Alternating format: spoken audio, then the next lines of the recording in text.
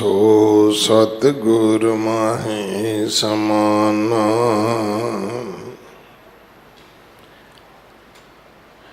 एह बाणी जो जियों जाने, तिस अंतर रवे हर नामा। बाणी गुरु गुरु है बाणी, विच बाणी अमृत सारे।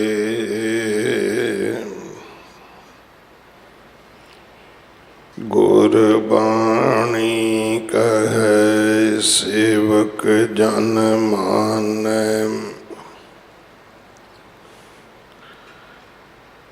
परतख गुरु निस्तारे।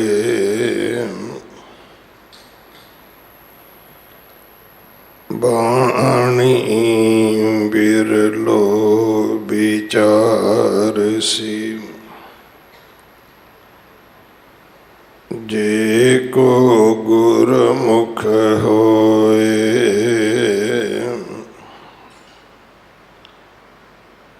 एह बाणी महापुरख की,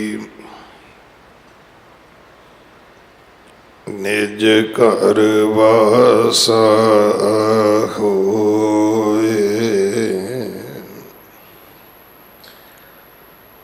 गौड़ी ग्वारेरी महला पंजवा, जाके वस खान सुल्तान।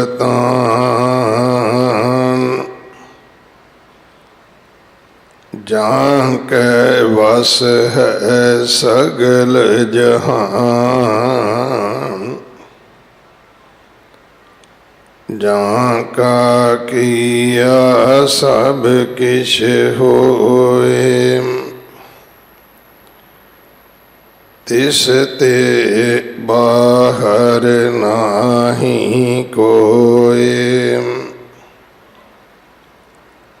कहो बिनती अपने सतगुर पाहे।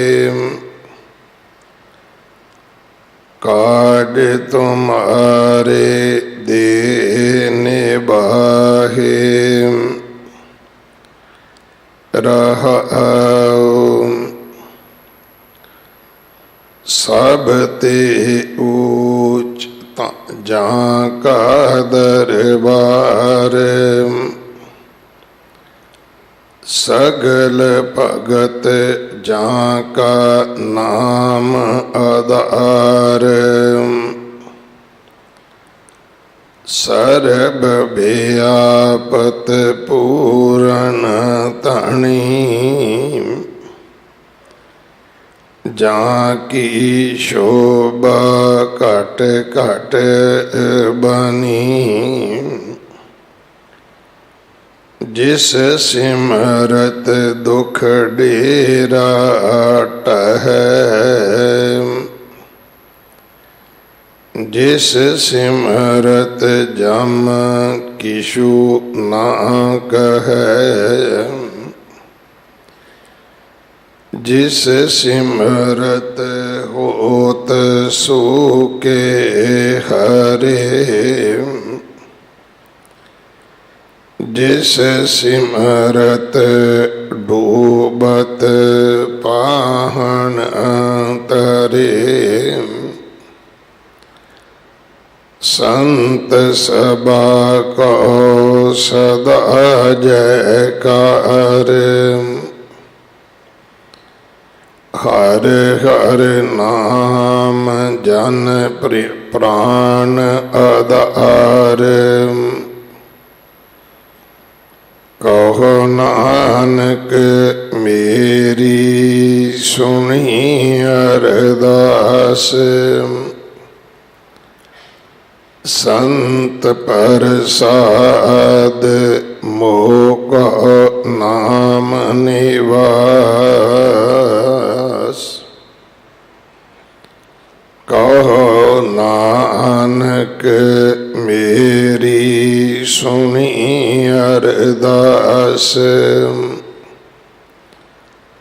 संत प्रसाद मोह को नाम निवास।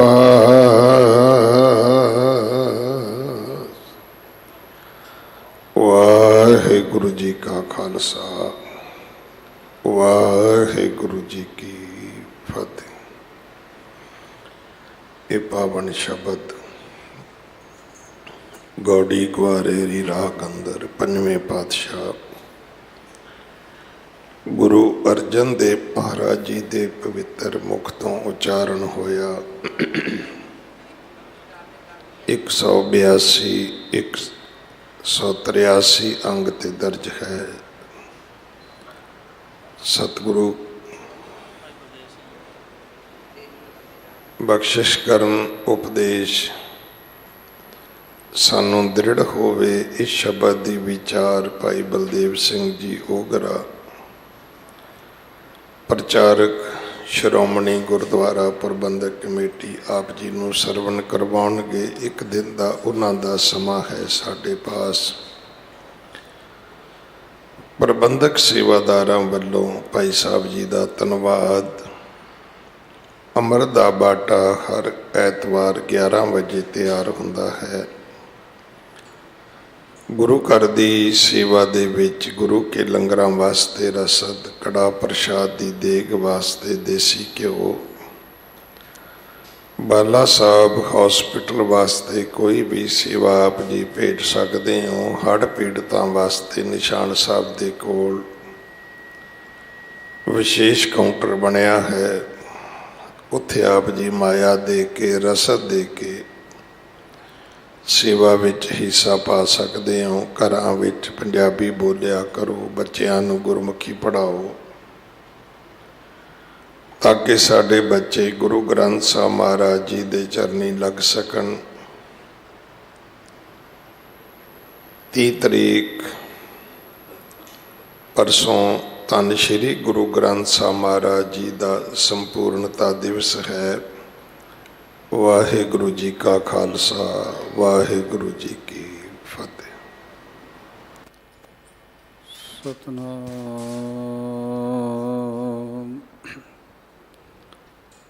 श्री वाहिगुरु साहिब जीओ। मत सुमत तेरे वस सुआमी, हम जंत तुम पुरख जंतैनी। जन नानक के प्रभ करते सुआमी, ज्यों भावै तिवै बुलैनी।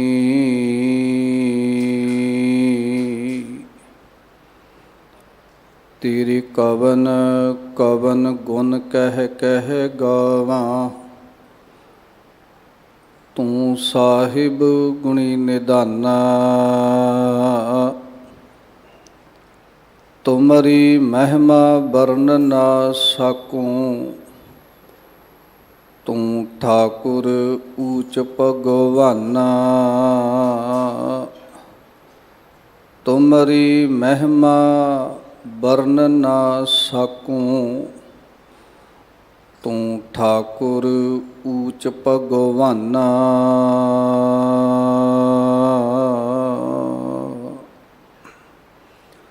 जुगो जुग अटल, खंडां ब्रह्मंडां दे मालिक, वालिए कुल आलम पाक ए पवित्र रूहां दी रूहानी जोत शब्द गुरु शब्दा अवतार। बाणी दे बोहित कलयुग दी जहाज खेवट गुरु। धन धन श्री गुरु ग्रंथ साहिब महाराज जी दी मुबारक मिठी अति निघी गोद विच जुड़ बैठ करके 8वें पातशाह बाला प्रीतम धन धन श्री गुरु हरकृष्ण साहिब महाराज जी के पावन पवित्र इतिहासिक चरण सौ स्थान प्राप्त गुरुद्वारा बंगला साहिब जी दीयां हाजरियां भर के ਸਤਿਗੁਰੂ ਪਾਤਸ਼ਾਹ ਜੀ ਦੇ ਦਰ ਘਰ ਦੀਆਂ ਅਸੀਸਾਂ ਬਖਸ਼ਿਸ਼ਾਂ ਰਹਿਮਤਾਂ ਦੀ ਪਾਤਰ ਬਣ ਰਹੀ ਗੁਰੂ ਰੂਪ ਗੁਰੂ ਖਾਲਸਾ ਗੁਰੂ ਸਵਾਰੀ ਸਾਧ ਸੰਗਤ ਜੀ, ਇਹਨਾਂ ਪਾਵਨ ਪਵਿੱਤਰ ਇਤਿਹਾਸਕ ਅਸਥਾਨਾਂ ਤੇ ਅੰਮ੍ਰਿਤ ਵੇਲੇ ਦੇ ਦੀਵਾਨਾਂ ਵਿੱਚ ਜੋ ਲੜੀਵਾਰ ਗੁਰਬਾਣੀ ਵਿਚਾਰ ਚੱਲਦੀ ਆ ਰਹੀ ਹੈ, ਇਸੇ ਲੜੀ ਤਹਿਤ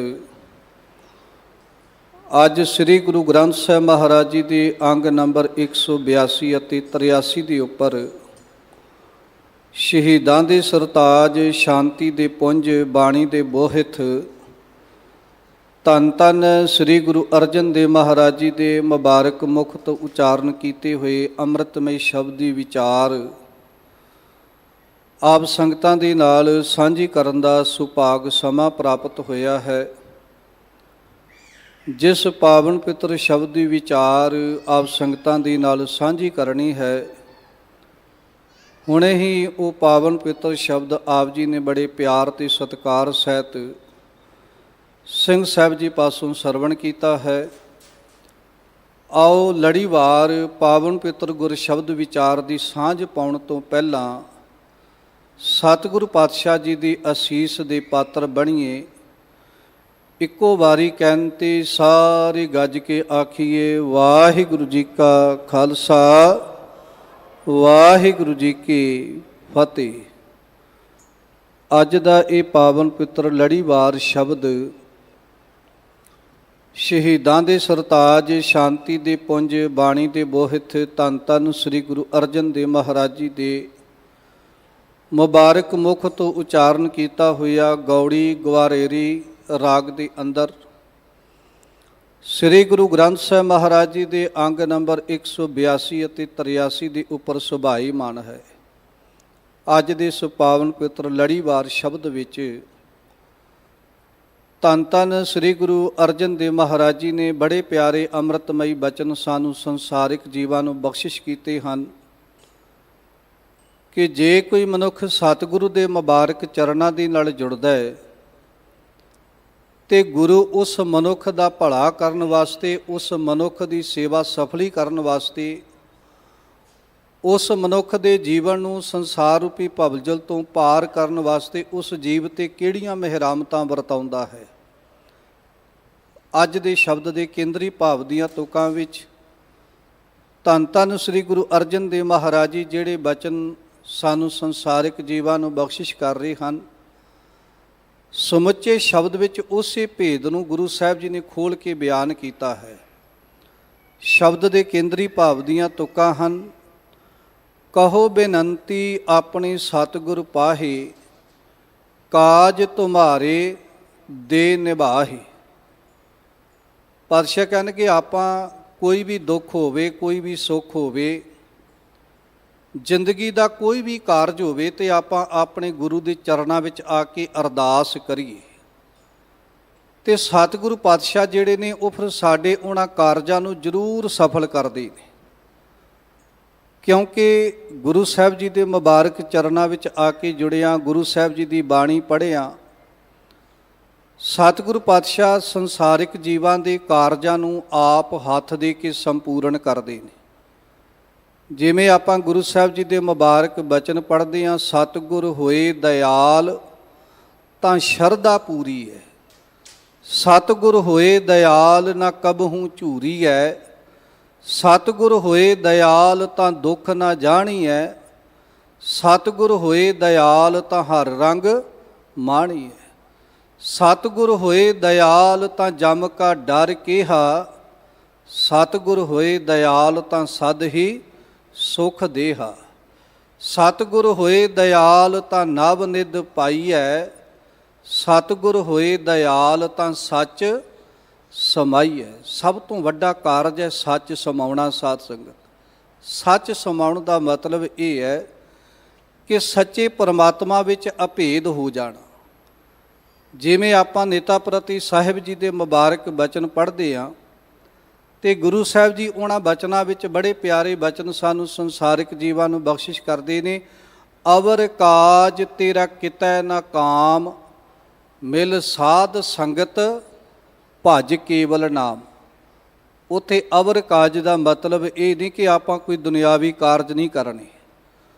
ਉੱਥੇ ਅਵਰ ਕਾਜ ਦਾ ਭਾਵ ਅਰਥ ਹੈ ਕਿ ਐ ਜੀਵ ਤੇਰੇ ਕਿਰਤ ਕਰਦਿਆਂ ਕਰਦਿਆਂ ਰੱਬ ਨੂੰ ਛੱਡ ਕੇ ਕਿਸੇ ਹੋਰ ਨੂੰ ਚੇਤੇ ਕਰਨਾ, ਔਰ ਰੱਬ ਨੂੰ ਛੱਡ ਕੇ ਇੱਕ ਨਿਰੰਕਾਰ ਪਰਮਾਤਮਾ ਨੂੰ ਭੁਲਾ ਕੇ ਕਿਸੇ ਹੋਰ ਨੂੰ ਯਾਦ ਕਰਨ ਦੇ ਨਾਲ ਤੇਰੀ ਜ਼ਿੰਦਗੀ ਦਾ ਇਹ ਜਿਹੜਾ ਅਸਲੀ ਕਾਰਜ ਹੈ ਨਾ, ਇਹ ਕਦੇ ਪੂਰਾ ਨਹੀਂ ਹੋਵੇਗਾ।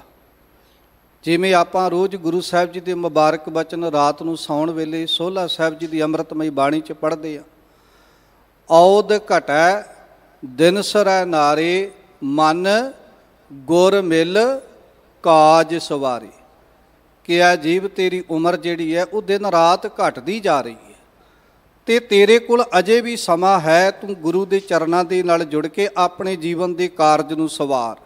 ਜੀਵਨ ਦਾ ਕਾਰਜ ਸਵਾਰਨ ਦਾ ਭਾਵ ਅਰਥ ਇਹ ਹੈ ਕਿ ਜਾ ਕੋ ਆਏ ਸੋਈ ਵਿਹਾਜੋ ਹਰ ਗੁਰ ਤੇ ਮਨੇ ਬਸੇਰਾ, ਵੀ ਜਿਸ ਕਾਰਜ ਵਾਸਤੇ ਆਪਾਂ ਸੰਸਾਰ ਤੇ ਆਏ ਆ, ਗੁਰੂ ਸਾਹਿਬ ਜੀ ਸਾਨੂੰ ਉਸ ਕਾਰਜ ਬਾਰੇ ਨੇਤਾ ਪ੍ਰਤੀ ਸੁਚੇਤ ਕਰਦਿਆਂ ਗਿਆਨ ਬਖਸ਼ਦੇ ਨੇ। ਵਣਜ ਕਰੋ ਵਣਜਾਰਿਓ ਵਖਰ ਲਿਹੋ ਸੰਭਾਲ, ਤੈਸੀ ਵਸਤ ਵਿਸਾਹੀ ਹੈ ਜੈਸੀ ਨਿਭੈ ਨਾਲ, ਕਿ ਐਸਾ ਕਾਰਜ ਇਸ ਜ਼ਿੰਦਗੀ ਦੇ ਵਿੱਚ ਕਰੀਏ ਜਿਹੜਾ ਕਾਰਜ ਕੀਤਿਆਂ ਮਨੁੱਖ ਸੰਸਾਰ ਦੇ ਉੱਤੇ ਆਪਣੇ ਇਹ ਜੀਵਨ ਨੂੰ ਸਫਲ ਕਰ ਸਕੇ। ਵੈਸੇ ਸਾਡਾ ਸਾਰਿਆਂ ਦਾ ਜ਼ਿੰਦਗੀ ਦਾ ਕਾਰਜ ਤਾਂ ਇੱਕ ਹੀ ਹੈ ਕਿ ਸੰਸਾਰ ਤੋਂ ਲੈ ਕੇ ਨਿਰੰਕਾਰ ਦੇ ਘਰ ਤੱਕ ਪਹੁੰਚ ਕਰਨੀ। ਜਿਹੜਾ ਸਾਡਾ ਕਾਰਜ ਹੈ ਅਸਲੀ ਜ਼ਿੰਦਗੀ ਦਾ ਇਹ ਹੈ ਕਿ ਸੰਸਾਰ ਵਿੱਚ ਰਹਿੰਦਿਆਂ ਨਿਰੰਕਾਰ ਦੀ ਪ੍ਰਾਪਤੀ ਕਰਨੀ, ਜਿਸ ਵਾਸਤੇ ਸਾਨੂੰ ਇਹ ਮਨੁੱਖਾ ਜੀਵਨ ਪ੍ਰਾਪਤ ਹੋਇਆ। ਸਾਹਿਬ ਜੀ ਦੇ ਬਚਨ ਆਪਾਂ ਪੜ੍ਹਦੇ ਹਾਂ, ਭਈ ਪ੍ਰਾਪਤ ਮਨੁੱਖ ਦੇ ਹੁਰੀਆ ਗੋਬਿੰਦ ਮਿਲਣ ਕੀ ਇਹੋ ਤੇਰੀ ਬਰੀਆ। ਇਹ ਸਾਡੀ ਬਾਰੀ, ਇਹ ਸਾਨੂੰ ਸਮਾਂ, ਇਹ ਸਾਨੂੰ ਸੁਭਾਗ ਸਮਾਂ ਸੰਸਾਰ ਦੇ ਉੱਤੇ ਪ੍ਰਾਪਤ ਹੋਏ।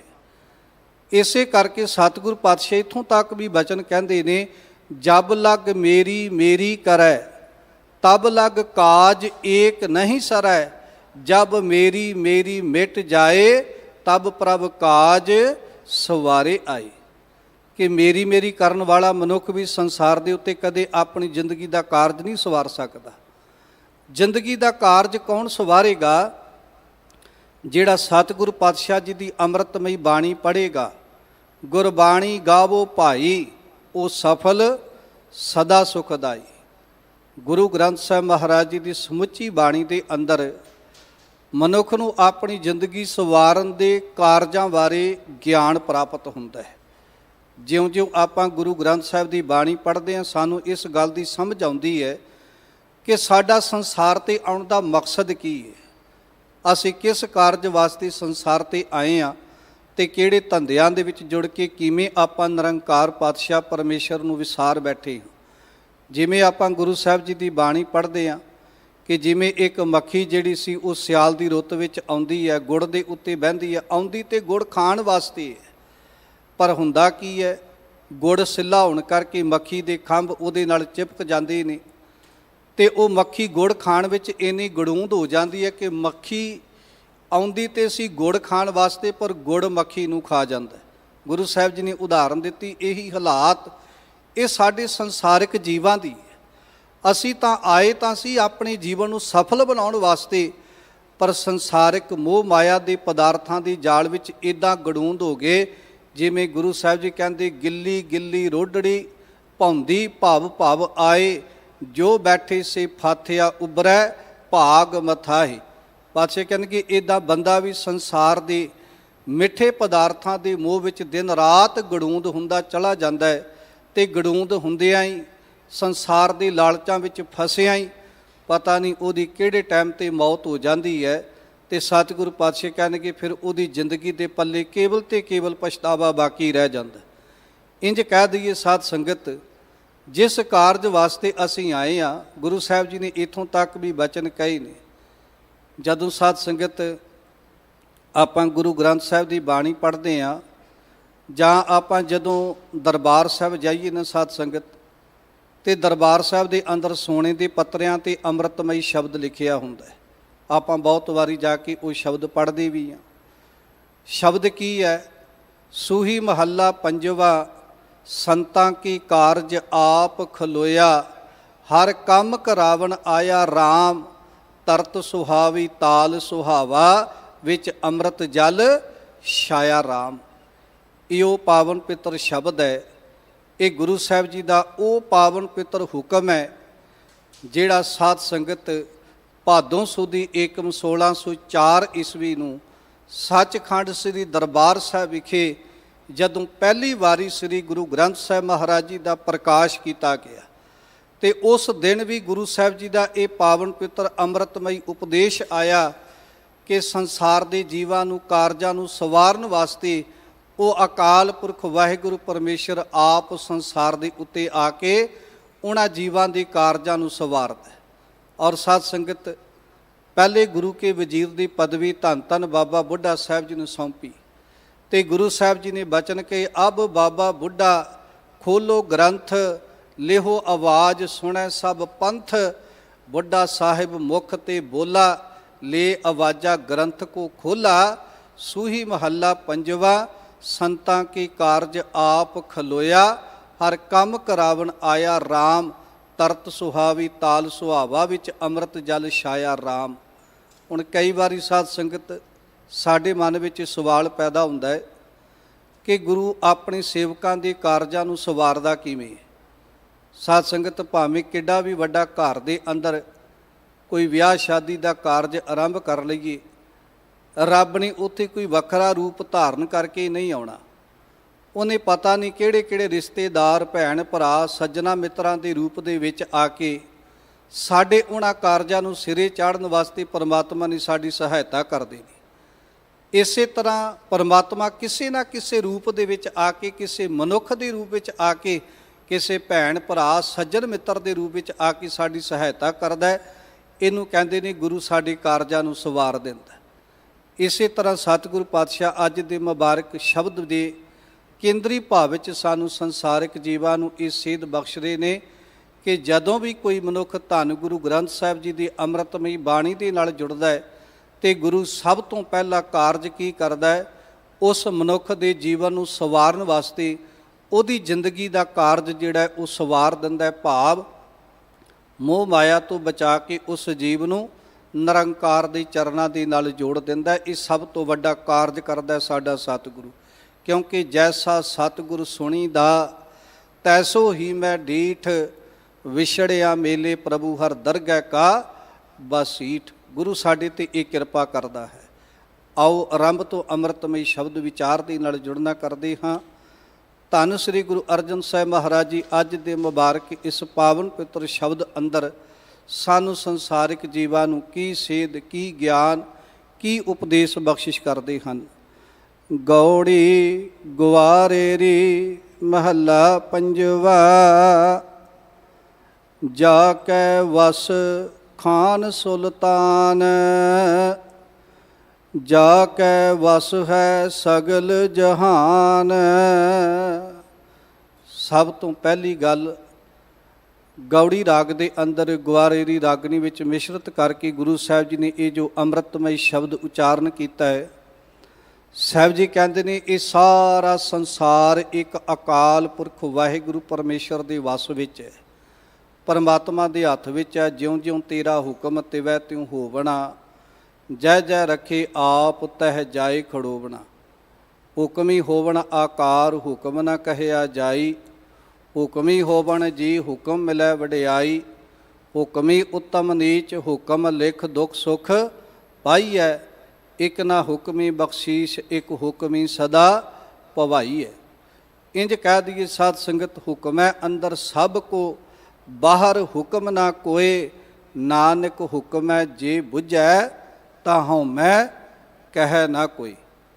ਸਭ ਕੋ ਤੇਰਾ ਵਸ ਅਗਮ ਅਗੋਚਰਾ। ਸਾਰਾ ਸੰਸਾਰ ਉਹ ਗਿਆਨ ਇੰਦਰੀਆਂ ਦੀ ਪਹੁੰਚ ਤੋਂ ਜਿਹੜਾ ਪਰੇ ਨਿਰੰਕਾਰ ਹੈ ਉਹਦੇ ਵਸ ਵਿੱਚ ਹੈ। ਸਭ ਕੋ ਤੇਰਾ ਵਸ ਅਗਮ ਅਗੋਚਰਾ, ਤੂੰ ਭਗਤਾਂ ਕੈ ਵਸ ਭਗਤਾਂ ਤਾਣ ਤੇਰਾ। ਜਿਸ ਮਾਲਕ ਦੇ ਹੱਥ ਵਿੱਚ ਸਾਰਾ ਸੰਸਾਰ ਹੈ, ਪਰਮਾਤਮਾ ਦੇ ਪਿਆਰੇ ਭਗਤ ਵੀ ਉਹ ਰੱਬ ਨੂੰ ਆਪਣੇ ਵਸ ਵਿੱਚ ਕਰ ਲੈਂਦੇ ਨੇ। ਕਿਵੇਂ ਵਸ ਵਿੱਚ ਕਰਦੇ ਨੇ, ਗੁਰੂ ਸਾਹਿਬ ਜੀ ਨੇ ਉਹਦੀ ਜੁਗਤੀ ਦੱਸੀ ਹੈ। ਸਾਹਿਬ ਕਹਿੰਦੇ ਪਰਮਾਤਮਾ ਦੇ ਪਿਆਰੇ ਭਗਤ ਕਹਿੰਦੇ ਨੇ ਹਮ ਪ੍ਰੇਮ ਬੰਧਨ ਤੁਮ ਬਾਂਧੇ, ਆਪਣੇ ਛੂਟਣ ਕੋ ਯਤਨ ਕਰੋ, ਹਮ ਛੂਟੇ ਤੁਮ ਆਰਾਧੇ। ਪਰਮਾਤਮਾ ਦੇ ਪਿਆਰੇ ਭਗਤ ਐਸੇ ਰੱਬ ਨੂੰ ਆਪਣੇ ਵਸ ਵਿੱਚ ਕਰ ਲੈਂਦੇ ਨੇ। ਜਿਵੇਂ ਭਗਤ ਕਬੀਰ ਸਾਹਿਬ ਜੀ ਕਹਿੰਦੇ ਨੇ ਲੋਕ ਰੱਬ ਪਿੱਛੇ ਤੁਰੇ ਫਿਰਦੇ ਨੇ, ਪਰ ਕਮਾਲ ਦੀ ਗੱਲ ਇਹ ਹੈ ਕਿ ਰੱਬ ਮੇਰੇ ਪਿੱਛੇ ਪਿੱਛੇ ਤੁਰਿਆ ਫਿਰਦਾ। ਪੁੱਛਿਆ ਜੀ ਉਹ ਕਿਵੇਂ? ਭਗਤ ਕਬੀਰ ਸਾਹਿਬ ਕਹਿੰਦੇ ਪਿੱਛੇ ਲੱਗੈ ਹਰ ਫਿਰਿਓ ਕਹਿਤ ਕਬੀਰ ਕਬੀਰ। ਕਹਿੰਦੇ ਰੱਬ ਵੀ ਮੇਰੇ ਪਿੱਛੇ ਪਿੱਛੇ ਤੁਰਿਆ ਫਿਰਦਾ। ਕਿਉਂ? ਕਿਉਂਕਿ ਪਰਮਾਤਮਾ ਦੇ ਪਿਆਰੇ ਭਗਤ ਪਰਮਾਤਮਾ ਨੂੰ ਆਪਣੇ ਪ੍ਰੇਮ ਦੀਆਂ ਡੋਰੀਆਂ ਦੇ ਵਿੱਚ ਬੰਨ੍ਹ ਲੈਂਦੇ ਨੇ। ਧੰਨ ਸ੍ਰੀ ਗੁਰੂ ਅਰਜਨ ਸਾਹਿਬ ਮਹਾਰਾਜ ਜੀ ਅੱਜ ਦੇ ਮੁਬਾਰਕ ਸ਼ਬਦ ਵਿੱਚ ਬਚਨ ਬਖਸ਼ਿਸ਼ ਕਰ ਰਹੇ ਨੇ। ਭਾਵੇਂ ਕੋਈ ਦੁਨੀਆ ਦਾ ਬਾਦਸ਼ਾਹ ਹੋਵੇ ਤੇ ਭਾਵੇਂ ਕੋਈ ਦੁਨੀਆ ਦਾ ਸੁਲਤਾਨ, ਸੁਲਤਾਨ ਦਾ ਭਾਵ ਹੁੰਦਾ ਹੈ ਬਾਦਸ਼ਾਹ, ਵੱਡੇ ਵੱਡੇ ਖਾਨ, ਸੁਲਤਾਨ, ਬਾਦਸ਼ਾਹ, ਦਰਵੇਸ਼ ਅਤੇ ਸਮੁੱਚਾ ਸੰਸਾਰ ਜਿਹੜਾ ਹੈ ਨਾ ਉਹ ਅਕਾਲ ਪੁਰਖ ਵਾਹਿਗੁਰੂ ਪਰਮੇਸ਼ਰ ਦੇ ਵਸ ਵਿੱਚ ਹੈ। ਬਾਦਸ਼ਾਹ ਇਹ ਨਹੀਂ ਕਹਿ ਸਕਦਾ ਕਿ ਮੈਂ ਆਪਣੇ ਆਪ ਸੰਸਾਰ 'ਤੇ ਕੁਝ ਕਰ ਸਕਦਾ। ਇੱਥੋਂ ਤੱਕ ਦੁਨੀਆ ਦਾ ਭਾਵੇਂ ਕੋਈ ਸ਼ਹਿਨਸ਼ਾਹ ਵੀ ਕਿਉਂ ਨਾ ਹੋਵੇ, ਉਹ ਵੀ ਆਪਣੇ ਆਪ ਵਿੱਚ ਕੁਝ ਨਹੀਂ ਕਰ ਸਕਦਾ। ਕਿਉਂਕਿ ਹਮਰਾ ਕੀਆ ਕਛੂ ਨਾ ਹੋਏ, ਕਰ ਹੈ ਰਾਮ ਹੋਏ ਹੈ ਸੋਏ। ਜੋ ਰੱਬ ਕਰਦਾ ਉਹੀ ਕੁਝ ਸੰਸਾਰ 'ਤੇ ਵਰਤਦਾ ਹੈ। ਰੱਬ ਦੇ ਭਗਤ ਇਸੇ ਗੱਲ ਦਾ ਰੱਬ ਦੇ ਉੱਤੇ ਭਰੋਸਾ ਰੱਖਦੇ ਨੇ। ਵੈਸੇ ਸਾਧ ਸੰਗਤ ਸਾਡੀ ਅਰਦਾਸ ਹੀ ਤਾਂ ਗੁਰੂ ਚਰਨਾਂ ਵਿੱਚ ਆਰੰਭ ਹੁੰਦੀ ਹੈ ਜਦੋਂ ਅਸੀਂ ਇਹ ਬਚਨ ਕਬੂਲ ਕਰਦੇ ਹਾਂ ਕਿ ਸਗਲ ਸਮਗਰੀ ਤੁਮਰੈ ਸੂਤਰ ਧਾਰੀ। ਰੱਬ ਜੀ ਇਹ ਸਾਰਾ ਸੰਸਾਰ ਤੁਹਾਡੇ ਸੂਤਰ ਦੇ ਵਿੱਚ ਪਰੋਇਆ ਹੋਇਆ ਹੈ। ਸਗਲ ਸਮਗਰੀ ਤੁਮਰੈ ਸੂਤਰ ਧਾਰੀ, ਤੁਮ ਤੇ ਹੋਏ ਸੋ ਆਗਿਆਕਾਰੀ। ਵੀ ਜਿਵੇਂ ਜਿਵੇਂ ਪਰਮਾਤਮਾ ਜੀ ਜਿਉਂ ਜਿਉਂ ਤੇਰਾ ਹੁਕਮ ਤਿਵੈ ਤਿਵ ਹੋਵਣਾ, ਜੈ ਜੈ ਰੱਖੇ ਆਪ ਤਹਿ ਜਾਏ ਖੜੋਵਣਾ। ਧੰਨ ਗੁਰੂ ਅਰਜਨ ਸਾਹਿਬ ਮਹਾਰਾਜ ਜੀ ਬਚਨ ਕਹਿ ਰਹੇ ਨੇ ਜਾ ਕੈ ਵਸ ਖਾਨ ਸੁਲਤਾਨ। ਵੀ ਐਸੇ ਰੱਬ ਦੇ ਵਸ ਵਿੱਚ ਹੀ ਵੱਡੇ ਵੱਡੇ ਬਾਦਸ਼ਾਹ ਤੇ ਵੱਡੇ ਵੱਡੇ ਸੁਲਤਾਨ। ਤੂੰ ਸੁਲਤਾਨ ਕਹਾਂ ਹੋ ਮੀਆਂ, ਤੇਰੀ ਕਵਨ ਵਡਾਈ, ਜੋ ਤੂੰ ਦੇਹ ਸੋ ਕਹਾਂ ਸੁਆਮੀ, ਮੈਂ ਮੂਰਖ ਕਹਿਣ ਨਾ ਜਾਈ। ਉਹ ਵੱਡਾ ਬਾਦਸ਼ਾਹ ਅਕਾਲ ਪੁਰਖ ਵਾਹਿਗੁਰੂ ਪਰਮੇਸ਼ਰ। ਜਾ ਕੇ ਵਸ ਹੈ ਸਗਲ ਜਹਾਨ। ਇਹ ਸਾਰਾ ਜਹਾਨ, ਸਾਰਾ ਸੰਸਾਰ ਜਿਹੜਾ ਹੈ ਨਾ ਉਹ ਪਰਮਾਤਮਾ ਦੇ ਵਸ ਵਿੱਚ ਹੈ, ਪਰਮਾਤਮਾ ਦੇ ਹੁਕਮ ਦੇ ਵਿੱਚ ਹੈ। ਜਾ ਕਾ ਕੀਆ ਸਭ ਕਿਛ ਹੋਏ, ਤਿਸ ਤੇ ਬਾਹਰ ਨਾਹੀ ਕੋਏ। ਔਰ ਕੀਤਾ ਕਰਨਾ ਸਰਬ ਰਜਾਈ, ਕਿਛ ਕੀਚੈ ਜੇ ਕਰ ਸਕੀਐ। ਆਪਣਾ ਕੀਤਾ ਕਿਛੂ ਨਾ ਹੋਵੈ, ਜਿਉ ਹਰ ਭਾਵੈ ਤਿਉ ਰੱਖੀਏ। ਸਾਧ ਸੰਗਤ ਧੰਨ ਗੁਰੂ ਅਰਜਨ ਸਾਹਿਬ ਮਹਾਰਾਜ ਜੀ ਬਚਨ ਬਖਸ਼ਿਸ਼ ਕਰ ਰਹੇ ਨੇ ਜਾ ਕਾ ਕੀਆ ਸਭ ਕਿਛ ਹੋਏ। ਬੰਦਾ ਕਿਸੇ ਦਾ ਕੁਝ ਵੀ ਨਹੀਂ ਵਿਗਾੜ ਸਕਦਾ ਜੇ ਰੱਬ ਨਾ ਕਰੇ ਤੇ। ਸਾਧ ਸੰਗਤ ਸਾਡੇ ਮਨਾਂ ਵਿੱਚ ਇੱਕ ਭੁਲੇਖਾ ਹੁੰਦਾ ਹੈ, ਜਿਹੜੇ ਬੰਦੇ ਰੱਬ ਤੇ ਭਰੋਸਾ ਕਰਦੇ ਨੇ ਉਹ ਇਹਨਾਂ ਗੱਲਾਂ ਤੇ ਯਕੀਨ ਨਹੀਂ ਕਰਦੇ। ਆ ਪਿੰਡਾਂ ਥਾਵਾਂ ਤੇ ਆਮ ਤੌਰ ਤੇ ਗੱਲਾਂ ਚੱਲਦੀਆਂ ਨੇ। ਕੋਈ ਕਹਿੰਦਾ ਜੀ ਫਲਾਣੇ ਨੇ ਮੇਰੇ ਤੇ ਟੂਣਾ ਕਰ ਦਿੱਤਾ, ਫਲਾਣੇ ਨੇ ਮੇਰੇ ਤੇ ਜਿਹੜਾ ਸੀ ਉਹ ਵਾਹਣ ਕਰ ਦਿੱਤਾ, ਫਲਾਣੇ ਨੇ ਮੇਰੇ ਉੱਤੇ ਕੋਈ ਮੰਤਰ ਚਲਾ ਦਿੱਤਾ, ਫਲਾਣੇ ਨੇ ਮੇਰੇ ਘਰ ਦਾ ਨੁਕਸਾਨ ਕਰ ਦਿੱਤਾ। ਦੁਨੀਆ ਦੇ ਲੋਕ ਇਹਨਾਂ ਗੱਲਾਂ ਦੇ ਵਿੱਚ ਕਈ ਉਲਝੇ ਹੁੰਦੇ ਨੇ। ਇਹ ਗੱਲਾਂ ਦੁਨੀਆ ਦੇ ਉਹ ਲੋਕ ਕਰਦੇ ਨੇ ਜਿਨ੍ਹਾਂ ਨੂੰ ਰੱਬ ਦੇ ਉੱਤੇ ਭਰੋਸਾ ਨਹੀਂ। ਜਿਹੜੇ ਰੱਬ ਤੇ ਭਰੋਸਾ ਰੱਖ ਕੇ ਚੱਲਦੇ ਨੇ ਉਹ ਕਹਿੰਦੇ ਨੇ ਰੱਬ ਜੀ ਤੁਹਾਡੇ ਤੋਂ ਬਿਨਾਂ ਤੇ ਇਹ ਦੁਨੀਆ ਦੇ ਉੱਤੇ ਪੱਤਾ ਨਹੀਂ ਹਿੱਲ ਸਕਦਾ। ਤੁਹਾਡੇ ਹੁਕਮ ਤੋਂ ਬਾਹਰ ਭਾਵੇਂ ਕੋਈ ਸਾਡੇ ਘਰ ਦੇ ਸਾਹਮਣੇ ਟਰੱਕ ਭਰ ਕੇ ਨਿੰਬੂਆਂ ਦਾ ਸੁੱਟ ਦਵੇ, ਸਾਡਾ ਕੁਝ ਨਹੀਂ ਵਿਗਾੜ ਸਕਦਾ। ਜੇ ਸਾਡਾ ਰੱਬ ਤੇ ਭਰੋਸਾ ਹੋਵੇਗਾ ਨਾ ਫਿਰ ਅਸੀਂ ਕਦੇ ਵੀ ਇਹੋ ਜਿਹੀਆਂ ਗੱਲਾਂ ਤੇ ਯਕੀਨ ਨਹੀਂ ਕਰਾਂਗੇ। ਇਹਨਾਂ ਗੱਲਾਂ ਤੇ ਯਕੀਨ ਕੌਣ ਲੋਕ ਕਰਦੇ ਨੇ? ਜਿਨ੍ਹਾਂ ਦਾ ਰੱਬ ਦੇ ਉੱਤੇ ਭਰੋਸਾ ਨਹੀਂ, ਜਿਹੜੇ ਤੇ ਨੇਤਾ ਪ੍ਰਤੀ ਸਤਿਗੁਰੂ ਪਾਤਸ਼ਾਹ ਜੀ ਦੇ ਮੁਬਾਰਕ ਚਰਨਾਂ ਵਿੱਚ ਆ ਕੇ ਸੀਸ ਝੁਕਾਉਂਦੇ ਨੇ, ਉਹਨਾਂ ਦਾ ਗੁਰੂ ਉੱਤੇ ਰੱਬ ਉੱਤੇ ਏਡਾ ਵੱਡਾ ਭਰੋਸਾ ਹੋ ਜਾਂਦਾ ਹੈ।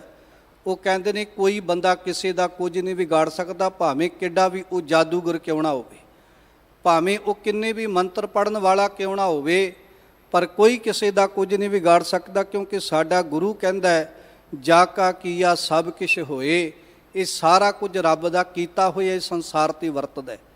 ਕਿਸੇ ਬੰਦੇ ਦਾ ਕੀਤਾ ਹੋਇਆ ਸੰਸਾਰ 'ਤੇ ਕੁਝ ਨਹੀਂ ਵਰਤਦਾ। ਤਿਸ ਤੇ ਬਾਹਰ ਨਾ ਹੀ ਕੋਏ। ਪਾਤਸ਼ਾਹ ਕਹਿੰਦੇ ਕਿ ਭਾਈ ਪਰਮਾਤਮਾ ਦੀ ਤਾਕਤ ਤੋਂ ਬਾਹਰ ਹੋ ਕੇ ਸੰਸਾਰ ਤੇ ਕੁਝ ਨਹੀਂ ਵਰਤਦਾ ਜੀ, ਕਿਉਂਕਿ ਸਾਰਾ ਕੁਝ ਉਸ ਅਕਾਲ ਪੁਰਖ ਵਾਹਿਗੁਰੂ ਦੇ ਹੁਕਮ ਦੇ ਵਿੱਚ ਹੈ। ਤੇ ਜਿੱਥੇ ਜਿੱਥੇ ਜਿਸ ਹਾਲ ਵਿੱਚ ਉਹ ਜੀਵਾਂ ਨੂੰ ਸੰਸਾਰ ਤੇ ਰੱਖਦਾ ਹੈ, ਉਸੇ ਹਾਲ ਵਿੱਚ ਸਾਨੂੰ ਸੰਸਾਰ ਦੇ ਜੀਵਾਂ ਨੂੰ ਸੰਸਾਰ ਤੇ ਰਹਿਣਾ ਪੈਂਦਾ। ਕਹੋ ਬੇਨੰਤੀ ਆਪਣੇ ਸਤਿਗੁਰ ਪਾਹੇ, ਕਾਜ ਤੁਮਾਰੇ ਦੇ ਨਿਭਾਹੇ। ਰਹਾਉ ਸ਼ਬਦ ਦੇ ਕੇਂਦਰੀ ਭਾਵ ਦੀਆਂ ਤੁਕਾਂ ਵਿੱਚ ਇਸੇ ਕਰਕੇ ਸਤਿਗੁਰੂ ਕਹਿੰਦੇ ਨੇ, ਭਾਈ ਜੇ ਸੁਖ ਦੇਹ ਤਾਂ ਤੁਝੇ ਅਰਾਧੀ, ਦੁੱਖ ਪੀ ਤੁਝੈ ਧਿਆਈ। ਜੇ ਭੁੱਖ ਦੇਹ ਤਾਂ ਇਤ ਹੀ ਰਾਜਾਂ, ਦੁੱਖ ਵਿੱਚ ਸੁਖ ਮਨਾਈ। ਗੁਰੂ ਕੇ ਸਿੱਖ ਤੇ ਭਾਵੇਂ ਕੋਈ ਦੁੱਖ ਆਵੇ ਤੇ ਭਾਵੇਂ ਸੁੱਖ ਆਵੇ, ਉਹਨੇ ਕੇਵਲ ਤੇ ਕੇਵਲ ਆਪਣੇ ਗੁਰੂ ਦੇ ਚਰਨਾਂ ਵਿੱਚ ਆ ਕੇ ਅਰਦਾਸ ਕਰਨੀ ਹੈ। ਉਹਨੇ ਦਰ ਦਰ ਦੇ ਉੱਤੇ ਭਟਕਣਾ ਨਹੀਂ। ਜੇ ਆਪਾਂ ਗੁਰੂ ਦੇ ਚਰਨਾਂ ਵਿੱਚ ਆ ਕੇ ਅਰਦਾਸ ਕਰਾਂਗੇ, ਗੁਰੂ ਸਾਡੇ ਕਾਰਜ ਨੂੰ ਜ਼ਰੂਰ ਸਿਰੇ ਚਾੜੇਗਾ। ਸਾਧ ਸੰਗਤ, ਇਸੇ ਕਰਕੇ ਆਪਾਂ ਗੁਰੂ ਸਾਹਿਬ ਜੀ ਦੇ ਮੁਬਾਰਕ ਚਰਨਾਂ ਵਿੱਚ ਭਾਵੇਂ ਕੋਈ ਜ਼ਿੰਦਗੀ ਦਾ ਦੁੱਖ ਹੋਵੇ ਤੇ ਭਾਵੇਂ ਕੋਈ ਸੁੱਖ ਹੋਵੇ, ਆਪਣੇ ਸਤਿਗੁਰੂ ਪਾਤਸ਼ਾਹ ਦੇ ਚਰਨਾਂ ਵਿੱਚ ਆ ਕੇ ਜਦੋਂ ਬੇਨਤੀ ਕਰਦੇ ਆ ਤੇ ਫਿਰ ਗੁਰੂ ਵੀ ਸਾਡਾ ਜਿਹੜਾ ਉਹ ਕਾਰਜ ਨੂੰ ਜਿਹੜਾ ਉਹ ਆਪ ਸਿਰੇ ਚੜਾਉਂਦਾ ਹੈ। ਔਰ ਜਿੱਥੇ ਗੁਰੂ ਸਾਹਿਬ ਜੀ ਆਪ ਵਰਤਦੇ ਨੇ, ਆਪ ਆਪਣੇ ਸਿੱਖਾਂ ਦੇ ਕਾਰਜਾਂ ਨੂੰ ਸੰਪੂਰਨ ਕਰਦੇ ਨੇ, ਉੱਥੇ ਸਤਿਗੁਰ ਹੋਏ ਦਇਆਲ ਤਾਂ ਸ਼ਰਧਾ ਪੂਰੀ ਹੈ। ਸਤਿਗੁਰ ਹੋਏ ਦਇਆਲ ਨਾ ਕਬਹੂ ਝੂਰੀ ਹੈ। ਫਿਰ ਥਾਂ ਥਾਂ ਦੇ ਉੱਤੇ ਝੂਰਨ ਦੀ ਲੋੜ ਬਾਕੀ ਨਹੀਂ ਰਹਿ ਜਾਂਦੀ। ਜਦੋਂ ਸਾਡੇ ਸਾਚੇ ਸਾਹਿਬਾ, ਕਿਆ ਨਾਹੀਂ ਘਰ ਤੇਰਾ, ਘਰ ਤਾਂ ਤੇਰਾ ਸਭ ਕਿਛ ਹੈ, ਜਿਸ ਦੇਹ ਸੋ ਪਾਵੇ। ਜਦੋਂ ਆਪਾਂ ਗੁਰੂ ਤੇ ਭਰੋਸਾ ਰੱਖ ਕੇ ਚੱਲਾਂਗੇ, ਫਿਰ ਸਤਿਗੁਰੂ ਵੀ ਸਾਡੇ ਕਾਰਜਾਂ ਦੇ ਵਿੱਚ ਆਪ ਸਹਾਇਕ ਹੋ ਕੇ ਸੰਸਾਰ ਦੇ ਉੱਤੇ ਵਰਤਦੇ ਨੇ। ਠਹਿਰਾਓ ਦੇ ਕੇ ਗੁਰੂ ਸਾਹਿਬ ਜੀ ਸ਼ਬਦ ਦੇ ਅਗਲੇਰੇ ਬੰਦ ਵਿੱਚ ਬਚਨ ਬਖਸ਼ਿਸ਼ ਕਰ ਰਹੇ ਹਨ। ਸਭ ਤੇ ਊਚ ਜਾ ਕਾ ਦਰਬਾਰ, ਸਗਲ ਭਗਤ ਜਾ ਕਾ ਨਾਮ ਆਧਾਰ। ਰੱਬ ਦਾ ਦਰਬਾਰ, ਰੱਬ ਦਾ ਘਰ, ਰੱਬ ਦਾ ਦਰ ਦੁਨੀਆ ਦੇ ਸਾਰੇ ਦਰਾਂ ਦੇ ਨਾਲੋਂ ਉੱਚਾ ਹੈ। ਰੂੜੋ ਗੂੜੋ ਗਹਿਰ ਗੰਭੀਰੋ, ਉੱਚੋ ਅਗੰਮ ਅਪਾਰੇ। ਪਰ ਉਹ ਉੱਚੇ ਰੱਬ ਦਾ ਦਰ ਜਿਹੜਾ ਹੈ ਉਹ ਸਾਨੂੰ ਤਾਂ ਨਜ਼ਰ ਆਉਂਦਾ ਹੈ ਜੇ ਆਪਾਂ ਧੰਨ ਗੁਰੂ ਗ੍ਰੰਥ ਸਾਹਿਬ ਮਹਾਰਾਜ ਜੀ ਦੀ ਅੰਮ੍ਰਿਤਮਈ ਬਾਣੀ ਪੜ੍ਹਾਂਗੇ। ਸਾਧ ਸੰਗਤ, ਇੱਕ ਛੋਟੀ ਜਿਹੀ ਘਟਨਾ ਜੀਵਨ ਦੇ ਵਿੱਚ ਬੜਾ ਕੁਝ ਬੰਦੇ ਦੀ ਤਬਦੀਲ ਕਰ ਦਿੰਦੀ ਹੈ। ਅਸੀਂ ਕਈ ਵਾਰੀ ਇਹ ਸੋਚਦੇ ਹਾਂ ਕਿ ਫਲਾਣੇ ਦੇ ਮੰਤਰਾਂ ਵਿੱਚ ਬੜੀ ਤਾਕਤ, ਫਲਾਣੇ ਦੇ ਸ਼ਬਦਾਂ ਵਿੱਚ ਬੜੀ ਤਾਕਤ, ਪਰ ਜਿਹੜੀ ਤਾਕਤ ਧੰਨ ਗੁਰੂ ਗ੍ਰੰਥ ਸਾਹਿਬ ਜੀ ਦੀ ਅੰਮ੍ਰਿਤਮਈ ਬਾਣੀ ਦੇ ਅੰਦਰ ਹੈ, ਉਹ ਹੋਰ ਕਿਸੇ ਵੀ ਮੰਤਰ ਦੇ ਅੰਦਰ ਤਾਕਤ ਨਹੀਂ। ਫਿਰ ਇੱਕ ਹੋਰ ਬੇਨਤੀ ਕਰਾਂ, ਸਮੁੱਚੇ ਗੁਰੂ ਗ੍ਰੰਥ ਸਾਹਿਬ ਦੀ ਬਾਣੀ ਦੇ ਸਮੁੱਚੇ ਸ਼ਬਦਾਂ ਵਿੱਚ ਇੱਕੋ ਜਿਹੀ ਤਾਕਤ ਹੈ। ਐਸਾ ਨਹੀਂ ਕਿ ਇੱਕ ਸ਼ਬਦ ਦੇ ਅੰਦਰ ਤਾਕਤ ਵੱਧ ਹੋਵੇਗੀ ਤੇ ਦੂਜੇ ਦੇ ਅੰਦਰ ਘੱਟ ਹੋਵੇਗੀ। ਆ ਜਿਹੜੇ ਲੋਕ ਇਸ ਭਰਮ ਦੇ ਨਾਲ ਅੰਮ੍ਰਿਤਮਈ ਬਾਣੀ ਪੜ੍ਹਦੇ ਨੇ ਕਿ ਫਲਾਣਾ ਸ਼ਬਦ ਪੜ੍ਹੀਏ ਤੇ ਫਲਾਣਾ ਕਾਰਜ ਸਬਰ ਦਾ, ਫਲਾਣਾ ਸ਼ਬਦ ਪੜ੍ਹੀਏ ਤੇ ਫਲਾਣਾ ਕਾਰਜ ਸਬਰ ਦਾ, ਇਹਦਾ ਭਾਵ ਇਹ ਕਿ ਉਹਨਾਂ ਨੂੰ ਸਮੁੱਚੀ ਗੁਰਬਾਣੀ ਦੇ ਉੱਤੇ ਪੂਰਨ ਤੌਰ ਦੇ ਉੱਤੇ ਭਰੋਸਾ ਨਹੀਂ। ਉਹ ਅਜੇ ਵੀ ਇਸ ਗੱਲ ਦਾ ਦੁਨੀਆ ਦੇ ਉੱਤੇ ਸ਼ੰਕਾ ਕਰਦੇ ਨੇ ਕਿ ਸ਼ਾਇਦ ਫਲਾਣੇ ਸ਼ਬਦ ਵਿੱਚ ਤਾਕਤ ਵੱਧ ਹੋਵੇਗੀ ਤੇ ਫਲਾਣੇ ਵਿੱਚ ਘੱਟ ਹੋਵੇਗੀ। ਸਾਧ ਸੰਗਤ, ਸਾਡੇ ਨਗਰ ਦੇ ਅੰਦਰ ਕਈ ਵਾਰੀ ਅਸੀਂ ਸਕੂਲ 'ਚ ਪੜ੍ਹਦੇ ਹੋਣਾ ਤੇ ਉੱਥੇ ਇੱਕ ਜਾਦੂਗਰ ਨੇ ਆ ਜਾਣਾ। ਉਹ ਜਾਦੂਗਰ ਨੇ ਆ ਕੇ ਕੀ ਕਹਿਣਾ ਵੀ ਇੱਕ ਬੱਚਾ ਸਕੂਲ ਦੇ ਵਿੱਚ, ਉਹਨੇ ਕਹਿਣਾ ਅੱਗੇ ਬਿਠਾਓ, ਮੈਂ ਉਹਦਾ ਕੰਨ, ਉਹਦਾ ਨੱਕ ਜਿਹੜਾ ਉਹ ਪੁੱਟਾਂਗਾ, ਉਹਦੇ ਵਿੱਚੋਂ ਰੁਪਈਏ ਕੱਢ ਕੇ ਥਾਲੀ 'ਚ ਸੁੱਟਾਂਗਾ। ਛੋਟੇ ਹੁੰਦਿਆਂ ਦੀ ਗੱਲ, ਇੱਕ ਬੱਚਾ ਸਕੂਲ ਦੇ ਵਿੱਚ ਬੈਠਾ ਤੇ ਜਦੋਂ ਉਹਨੂੰ ਸਕੂਲ ਦੇ ਵਿੱਚ ਬੈਠੇ ਨੂੰ ਜਾਦੂਗਰ ਨੇ ਆ ਕੇ ਇਹ ਗੱਲ ਕਹੀ ਨਾ ਕਿ ਤੇਰੇ ਮੈਂ ਕੰਨ ਪੁੱਟਾਂਗਾ ਜਾਂ ਨੱਕ ਪੁੱਟਾਂਗਾ, ਜਾਂ ਜਦੋਂ ਤੂੰ ਖੰਗੇਗਾ ਮੈਂ ਤੇਰੇ ਮੂੰਹ ਦੇ ਵਿੱਚ ਰੁਪਈਏ ਕੱਢਾਂਗਾ, ਤੇ ਉਹ ਡਰ ਗਿਆ। ਡਰਦੇ ਹੋਏ ਉਸ ਬੱਚੇ ਨੇ ਅੱਗੋਂ ਆਪਣੇ ਮੁਖ ਤੋਂ ਸ਼ਬਦ ਪੜਿਆ, ਵਾਹਿਗੁਰੂ ਵਾਹਿਗੁਰੂ। ਤੇ ਜਦੋਂ ਉਹ ਬਾਰ-ਬਾਰ ਵਾਹਿਗੁਰੂ ਸ਼ਬਦ ਕਹਿ ਰਿਹਾ ਸੀ ਨਾ, ਤੇ ਉਹ ਮੰਤਰ ਮਾਰਨ ਵਾਲਾ, ਉਹ ਆਪਣੀ ਕਲਾ ਵਿਖਾਉਣ ਵਾਲਾ ਕਈ ਪ੍ਰਕਾਰ ਦੇ ਮੰਤਰ ਪੜ੍ਹ ਕੇ ਹਟ ਗਿਆ, ਪਰ ਨਾ ਤਾਂ ਉਹਦੇ ਮੂੰਹ 'ਚੋਂ ਰੁਪਈਏ ਨਿਕਲੇ ਤੇ ਨਾ ਉਹਦੇ ਕੰਨਾਂ ਦੇ ਵਿੱਚੋਂ ਰੁਪਈਏ ਨਿਕਲੇ। ਬਾਅਦ ਵਿੱਚ ਉਸ ਜਾਦੂਗਰ ਨੂੰ ਪੁੱਛਿਆ ਗਿਆ ਉਹ ਜਾਦੂਗਰ ਕਹਿੰਦਾ ਇਹ ਬੱਚਾ ਵਾਪਸ ਭੇਜ ਦਿਓ, ਕੋਈ ਦੂਸਰਾ ਬੱਚਾ ਬੁਲਾਓ। ਦੂਜਾ ਬੱਚਾ ਆਇਆ, ਉਹਨੇ ਠਾਹ ਕਰਕੇ ਉਹਦੇ ਕੰਨ ਪੁੱਟੇ, ਨੱਕ ਦੇ ਵਿੱਚੋਂ ਨੱਕ ਖਿੱਚਿਆ ਤੇ ਰੁਪਈਏ ਕੱਢ ਕੇ ਉਹਨੂੰ ਕਹਿੰਦਾ ਖੰਘ, ਮੂੰਹ 'ਚ ਰੁਪਈਏ ਕੱਢ ਕੇ ਆਪਣੀ ਕਲਾ ਦੇ ਨਾਲ ਥਾਲੀ 'ਚ ਸੁੱਟੇ। ਉਹਨੂੰ ਪੁੱਛਿਆ ਵੀ ਆਹ ਜਿਹੜਾ ਬੱਚਾ ਅੱਗੇ ਬੈਠਾ ਸੀ ਇਹਦੇ ਮੁੱਖ ਦੇ ਵਿੱਚੋਂ ਤੇਰੇ ਤੋਂ ਰੁਪਈਏ ਕਿਉਂ ਨਾ ਨਿਕਲੇ?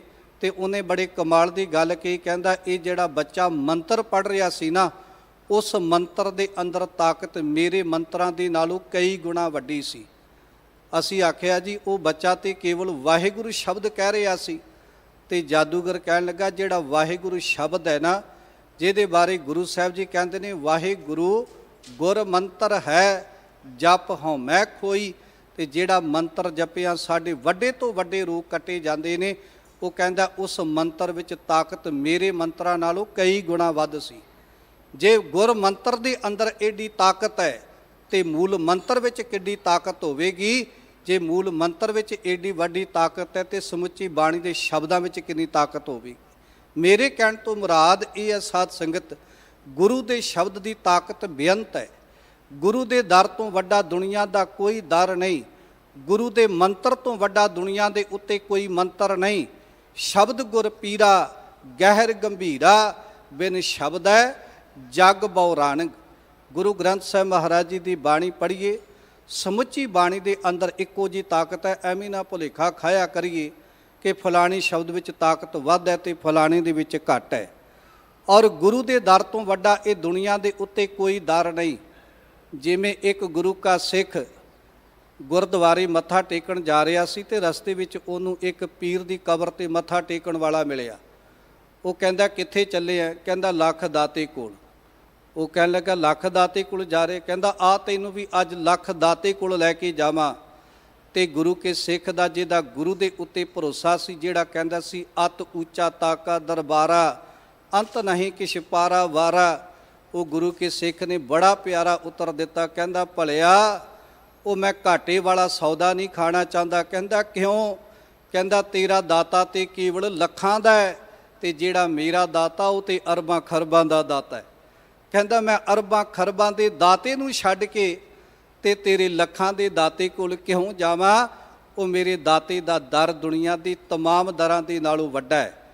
ਤੇ ਜਿਹੜਾ ਕੋਈ ਮਨੁੱਖ ਧੰਨ ਗੁਰੂ ਗ੍ਰੰਥ ਸਾਹਿਬ ਦੇ ਚਰਨਾਂ ਨਾਲ ਜੁੜ ਜਾਂਦਾ ਹੈ, ਉਹਦਾ ਇਸ ਗੱਲ ਦਾ ਭਰੋਸਾ ਵੱਜ ਜਾਂਦਾ ਹੈ ਕਿ ਜਿਸ ਦਾਤੇ ਦੇ ਦਰ ਤੇ ਅੱਜ ਮੈਂ ਚੱਲ ਕੇ ਆਇਆ, ਉਹ ਦਾਤੇ ਦਾ ਦਰ ਛੋਟਾ ਨਹੀਂ। ਸਭ ਤੇ ਊਚ ਜਾਕਾ ਦਰਬਾਰ, ਸਗਲ ਭਗਤ ਜਾਕਾ ਨਾਮ ਆਧਾਰ। ਉਸ ਦਾਤੇ ਦਾ ਦਰ ਦੁਨੀਆ ਦੇ ਦਰਾਂ ਦੇ ਵਿੱਚ ਸਭ ਤੋਂ ਵੱਡਾ ਹੈ ਔਰ ਸਮੁੱਚੇ ਰੱਬ ਦੇ ਭਗਤਾਂ ਦੇ ਜੀਵਨ ਦਾ ਆਧਾਰ। ਆਧਾਰ ਦਾ ਭਾਵ ਹੁੰਦਾ ਹੈ ਆਸਰਾ। ਰੱਬ ਦੇ ਸਮੁੱਚੇ ਭਗਤਾਂ ਨੂੰ ਕੇਵਲ ਆਪਣੇ ਦਾਤੇ ਦੇ ਦਰ ਦਾ ਸਹਾਰਾ ਹੁੰਦਾ ਹੈ ਤੇ ਗੁਰੂ ਕੇ ਸਿੱਖ ਨੂੰ ਧੰਨ ਗੁਰੂ ਗ੍ਰੰਥ ਸਾਹਿਬ ਦੇ ਮੁਬਾਰਕ ਚਰਨਾਂ ਦਾ ਸਹਾਰਾ ਹੁੰਦਾ ਹੈ। ਜਿਹਦੀ ਸ਼ਰਧਾ ਗੁਰੂ ਗ੍ਰੰਥ ਸਾਹਿਬ ਦੀ ਬਾਣੀ ਤੇ ਬਣ ਜਾਂਦੀ ਹੈ, ਦੁਨੀਆ ਦਾ ਕੋਈ ਵੀ ਮਨੁੱਖ ਉਹਦੇ ਲਾਗੇ ਆ ਕੇ ਵੱਡੇ ਤੋਂ ਵੱਡੇ ਦਰ ਦਾ ਵੀ ਉਹਨੂੰ ਸਾਧ ਸੰਗਤ ਲਾਲਚ ਦੇਵੇ, ਉਹ ਤਾਂ ਵੀ ਆਪਣੀ ਗੁਰੂ ਦਾ ਦਰ ਛੱਡ ਕੇ ਦੂਜਿਆਂ ਦੇ ਦਰ ਉੱਤੇ ਜਾ ਕੇ ਕਦੇ ਸੰਸਾਰ ਤੇ ਠੋਕਰਾ ਨਹੀਂ ਖਾਂਦਾ। ਕਿਉਂਕਿ ਸਗਲ ਭਗਤ ਜਾਕਾ ਨਾਮ ਆਧਾਰ, ਗੁਰੂ ਦੇ ਦਰ ਦਾ ਸਾਰੇ ਰੱਬ ਦੇ ਭਗਤਾਂ ਨੂੰ ਸੰਸਾਰ ਦੇ ਉੱਤੇ ਸਹਾਰਾ ਹੁੰਦਾ ਹੈ। ਸਰਬ ਵਿਆਪਤ ਪੂਰਨ ਧਨੀ, ਜਾ ਕੇ ਸੋਭਾ ਘਟ ਘਟ ਬਣੀ। ਸਰਬ ਵਿਆਪਤ, ਉਹ ਜਿਹੜਾ ਦਾਤਾ ਸਭ ਤੋਂ ਵੱਡਾ ਹੈ ਨਾ, ਅਕਾਲ ਪੁਰਖ ਵਾਹਿਗੁਰੂ ਪਰਮੇਸ਼ਰ, ਜਿਹਦੇ ਲੜ ਸਾਨੂੰ ਧੰਨ ਗੁਰੂ ਗ੍ਰੰਥ ਸਾਹਿਬ ਮਹਾਰਾਜ ਜੀ ਲਾਉਂਦੇ ਨੇ। ਜਿਸ ਪਰਮਾਤਮਾ ਦੇ ਚਰਨਾਂ ਵਿੱਚ ਸਤਿਗੁਰੂ ਪਾਤਸ਼ਾਹ ਸਾਨੂੰ ਸੰਸਾਰਿਕ ਜੀਵਾਂ ਨੂੰ ਅਭੇਦ ਕਰਦੇ ਨੇ, ਉਹ ਸਰਬ ਵਿਆਪਤ ਹੈ ਸਾਧ ਸੰਗਤ। ਵਿਆਪਤ ਤੋਂ ਭਾਵ ਹੁੰਦਾ ਹੈ ਕਿ ਉਹ ਹਰੇਕ ਜਗ੍ਹਾ ਦੇ ਉੱਤੇ ਰਮਿਆ ਹੋਇਆ। ਘਟ ਘਟ ਮੈਂ ਹਰ ਜੂ ਬਸੈ, ਸੰਤਨ ਕਹਿਓ ਪੁਕਾਰ। ਉਹ ਅਕਾਲ ਪੁਰਖ ਵਾਹਿਗੁਰੂ ਪਰਮੇਸ਼ਰ ਦੁਨੀਆ ਦੇ ਜਲ ਥਲ ਮਹੀਲ ਪੂਰਿਆ, ਸੁਆਮੀ ਸਿਰਜਨਹਾਰ, ਅਣਕ ਭਾਂਤ ਹੋਏ ਪਸਰਿਆ, ਨਾਨਕ ਕਹਿ ਦ੍ਰਿਸ਼ਟਾਰ। ਉਹ ਅਕਾਲ ਪੁਰਖ ਵਾਹਿਗੁਰੂ ਸਰਬ ਵਿਆਪਤ ਹੈ ਔਰ ਜਾ ਕੀ ਸੋਭਾ ਘਟ ਘਟ ਬਣੀ। ਉਹ ਪਰਮਾਤਮਾ ਨਾਲ ਜੁੜਨ ਵਾਲਿਆਂ ਦੀ ਸੋਭਾ ਵੀ ਸੰਸਾਰ ਦੇ ਉੱਤੇ ਹਰੇਕ ਥਾਂ ਦੇ ਉੱਤੇ ਹੁੰਦੀ ਹੈ। ਜਿਹੜਾ ਵੀ ਕੋਈ ਮਨੁੱਖ ਰੱਬ ਦੇ ਚਰਨਾਂ ਦੇ ਨਾਲ ਜੁੜਦਾ ਹੈ, ਉਹਦੀ ਸੋਭਾ ਵੀ ਸੰਸਾਰ ਦੇ ਉੱਤੇ ਹਰੇਕ ਘਟ ਦੇ ਅੰਦਰ ਵਰਤਦੀ ਹੈ। ਘਟ ਕਹਿੰਦੇ ਨੇ ਸਰੀਰ ਨੂੰ ਘਟ ਤਾਂ ਕਹਿੰਦੇ ਨੇ, ਇਹ ਕਦੇ ਵੱਧਦਾ ਨਹੀਂ, ਹਮੇਸ਼ਾ ਘਟਦਾ ਹੀ ਹੈ। ਕਿਉਂਕਿ ਜਿਸ ਦਿਨ ਜੀਵ ਸੰਸਾਰ ਤੇ ਆਉਂਦਾ, ਮਰਨ ਲਿਖਾਈ ਮੰਡਲ ਮੈਂ ਆਏ, ਉਹਦੀ ਮੌਤ ਦਾ ਦਿਨ ਪਹਿਲਾਂ ਲਿਖਿਆ ਜਾਂਦਾ ਹੈ। ਫਿਰ ਉਸ ਦਿਨ ਤੋਂ ਬਾਅਦ ਮਨੁੱਖ ਦੀ ਜ਼ਿੰਦਗੀ ਦਾ ਸਮਾਂ ਸੰਸਾਰ ਤੇ ਪੈਦਾ ਹੁੰਦੇ ਆ ਸਾਰ ਘਟਣਾ ਸ਼ੁਰੂ ਹੋ ਜਾਂਦਾ ਹੈ। ਗੁਰੂ ਸਾਹਿਬ ਜੀ ਕਹਿੰਦੇ ਇਸੇ ਤਰ੍ਹਾਂ ਉਹ ਅਕਾਲ ਪੁਰਖ ਵਾਹਿਗੁਰੂ ਪਰਮੇਸ਼ਰ ਦੀ ਸੋਭਾ ਸੰਸਾਰ ਦੇ ਹਰੇਕ ਘਟ ਦੇ ਅੰਦਰ ਹੈ, ਹਰੇਕ ਜਗ੍ਹਾ ਦੇ ਉੱਤੇ ਹੈ, ਹਰੇਕ ਥਾਂ ਦੇ ਉੱਤੇ ਹੈ।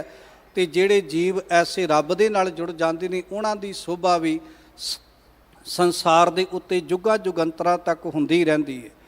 ਜਿਸ ਸਿਮਰਤ ਦੁਖ ਡੇਰਾ ਢਹੈ, ਜਿਸ ਸਿਮਰਤ ਜਮ ਕਿਛੂ ਨਾ ਕਹੈ। ਪਾਤਸ਼ਾਹ ਕਹਿੰਦੇ ਕਿ ਜਿਸ ਰੱਬ ਦੇ ਚਰਨਾਂ ਦੇ ਨਾਲ ਜੁੜਿਆ, ਜਿਸ ਗੁਰੂ ਦੇ ਚਰਨਾਂ ਦੇ ਨਾਲ ਜੁੜਿਆ, ਮਨੁੱਖ ਦੇ ਦੁੱਖਾਂ ਦਾ ਡੇਰਾ ਢਹਿ ਜਾਂਦਾ ਹੈ। ਕਿਉਂਕਿ ਸਾਧ ਸੰਗਤ ਜਦੋਂ ਆਪਾਂ ਗੁਰੂ ਗ੍ਰੰਥ ਸਾਹਿਬ ਦੀ ਬਾਣੀ ਨਾਲ ਜੁੜਦੇ ਆ ਨਾ, ਤੇ ਬਾਣੀ ਪੜ੍ਹਿਆ ਦੁੱਖ ਭੰਜਨ ਤੇਰਾ ਨਾਮ ਜੀ, ਦੁੱਖ ਭੰਜਨ ਤੇਰਾ ਨਾਮ, ਦੁੱਖ ਰੋਗ ਸੰਤਾਪ ਉਤਰੇ ਸੁਣੀ ਸੱਚੀ ਬਾਣੀ। ਗੁਰੂ ਗ੍ਰੰਥ ਸਾਹਿਬ ਦੀ ਬਾਣੀ ਸੁਣਿਆ ਹੀ ਸਾਡੇ ਦੁੱਖਾਂ ਦਾ ਡੇਰਾ ਜਿਹੜਾ ਉਹ ਢਹਿ ਜਾਂਦਾ ਹੈ। ਭਾਵ ਕਿ ਜਿਹੜੇ ਆਤਮਿਕ ਦੁੱਖ ਹੁੰਦੇ ਨੇ ਉਹ ਸਾਡੇ ਗੁਰੂ ਦੀ ਬਾਣੀ ਪੜ੍ਹਿਆ ਦੂਰ ਹੋ ਜਾਂਦੇ ਨੇ। ਜਿਸ ਸਿਮਰਤ ਜਮ ਕਿਛੂ ਨਾ ਕਹੈ, ਤੇ ਗੁਰੂ ਦੀ ਬਾਣੀ ਪੜ੍ਹਿਆ ਸਾਧ ਸੰਗਤ ਮਨੁੱਖ ਦੇ ਮਨ ਵਿੱਚੋਂ ਜਮਦੂਤਾਂ ਦਾ ਡਰ ਵੀ ਮੁੱਕ ਜਾਂਦਾ ਹੈ। ਜਮਦੂਤ ਵੀ ਉਸ ਮਨੁੱਖ ਦੇ ਨੇੜੇ ਨਹੀਂ ਆਉਂਦੇ, ਕਿਉਂਕਿ ਸੁਣ ਕੈ ਜਮ ਕੈ ਦੂਤ ਨਾਏ ਤੇਰਾ ਛੱਡ ਜਾਹੇ। ਇੱਦਾਂ ਜਿਹੜੇ ਬਾਣੀ ਪੜ੍ਹਦੇ ਨੇ, ਜਮਦੂਤ ਵੀ ਉਹਨਾਂ ਦੇ ਨੇੜੇ ਨਹੀਂ ਢੁਕਦੇ। ਉਸ ਮਨੁੱਖ ਦੇ ਮਨ ਵਿੱਚੋਂ ਰੱਬ ਦਾ ਨਾਮ ਜਪਿਆ, ਜਮਦੂਤਾਂ ਦਾ ਡਰ ਵੀ ਮੁੱਕ ਜਾਂਦਾ। ਧਰਮ ਰਾਏ ਦਰ ਕਾਗਦ ਫਾਰੇ, ਜਨ ਨਾਨਕ ਲੇਖਾ ਸਮਝਾ। ਜਿਹਦਾ ਲੇਖਾ ਜੋਖਾ ਬਾਬੇ ਨਾਨਕ ਦੇ ਘਰ ਵਿੱਚ ਹੁੰਦਾ ਹੈ, ਧਰਮ ਰਾਜ ਵੀ ਉਹਦੇ ਜੀਵਨ ਦੇ ਲੇਖੇ ਜੋਖੇ ਵਾਲੇ ਕਾਗਜ਼ ਪਾੜ ਕੇ ਸੁੱਟ ਦਿੰਦਾ ਹੈ। ਭਾਵ ਰੱਬ ਦੀ ਬਾਣੀ ਪੜ੍ਹਨ ਵਾਲਿਆਂ ਨੂੰ ਜਮਦੂਤ ਵੀ ਸੰਸਾਰ ਦੇ ਉੱਤੇ ਕੁਝ ਨਹੀਂ ਕਹਿੰਦੇ। ਜਿਸ ਸਿਮਰਤ ਹੋਤ ਸੂਕੇ ਹਰੇ, ਜਿਸ ਸਿਮਰਤ ਡੂਬਤ ਪਾਹਨ ਤਰੇ। ਜਿਸ ਗੁਰੂ ਦੀ ਬਾਣੀ ਪੜ੍ਹਿਆ ਸੁੱਕੇ ਵੀ ਹਰੇ ਹੋ ਜਾਂਦੇ ਨੇ। ਸੁੱਕੇ ਹਰੇ ਹੋਣ ਦਾ ਮਤਲਬ ਇਹ ਹੈ ਸਾਧ ਸੰਗਤ, ਗੁਣ ਗਾਵਤ ਮਨ ਹਰਿਆ ਹੋਵੈ, ਕਥਾ ਸੁਨਤ ਮਲ ਸਗਲੀ ਖੋਵੈ।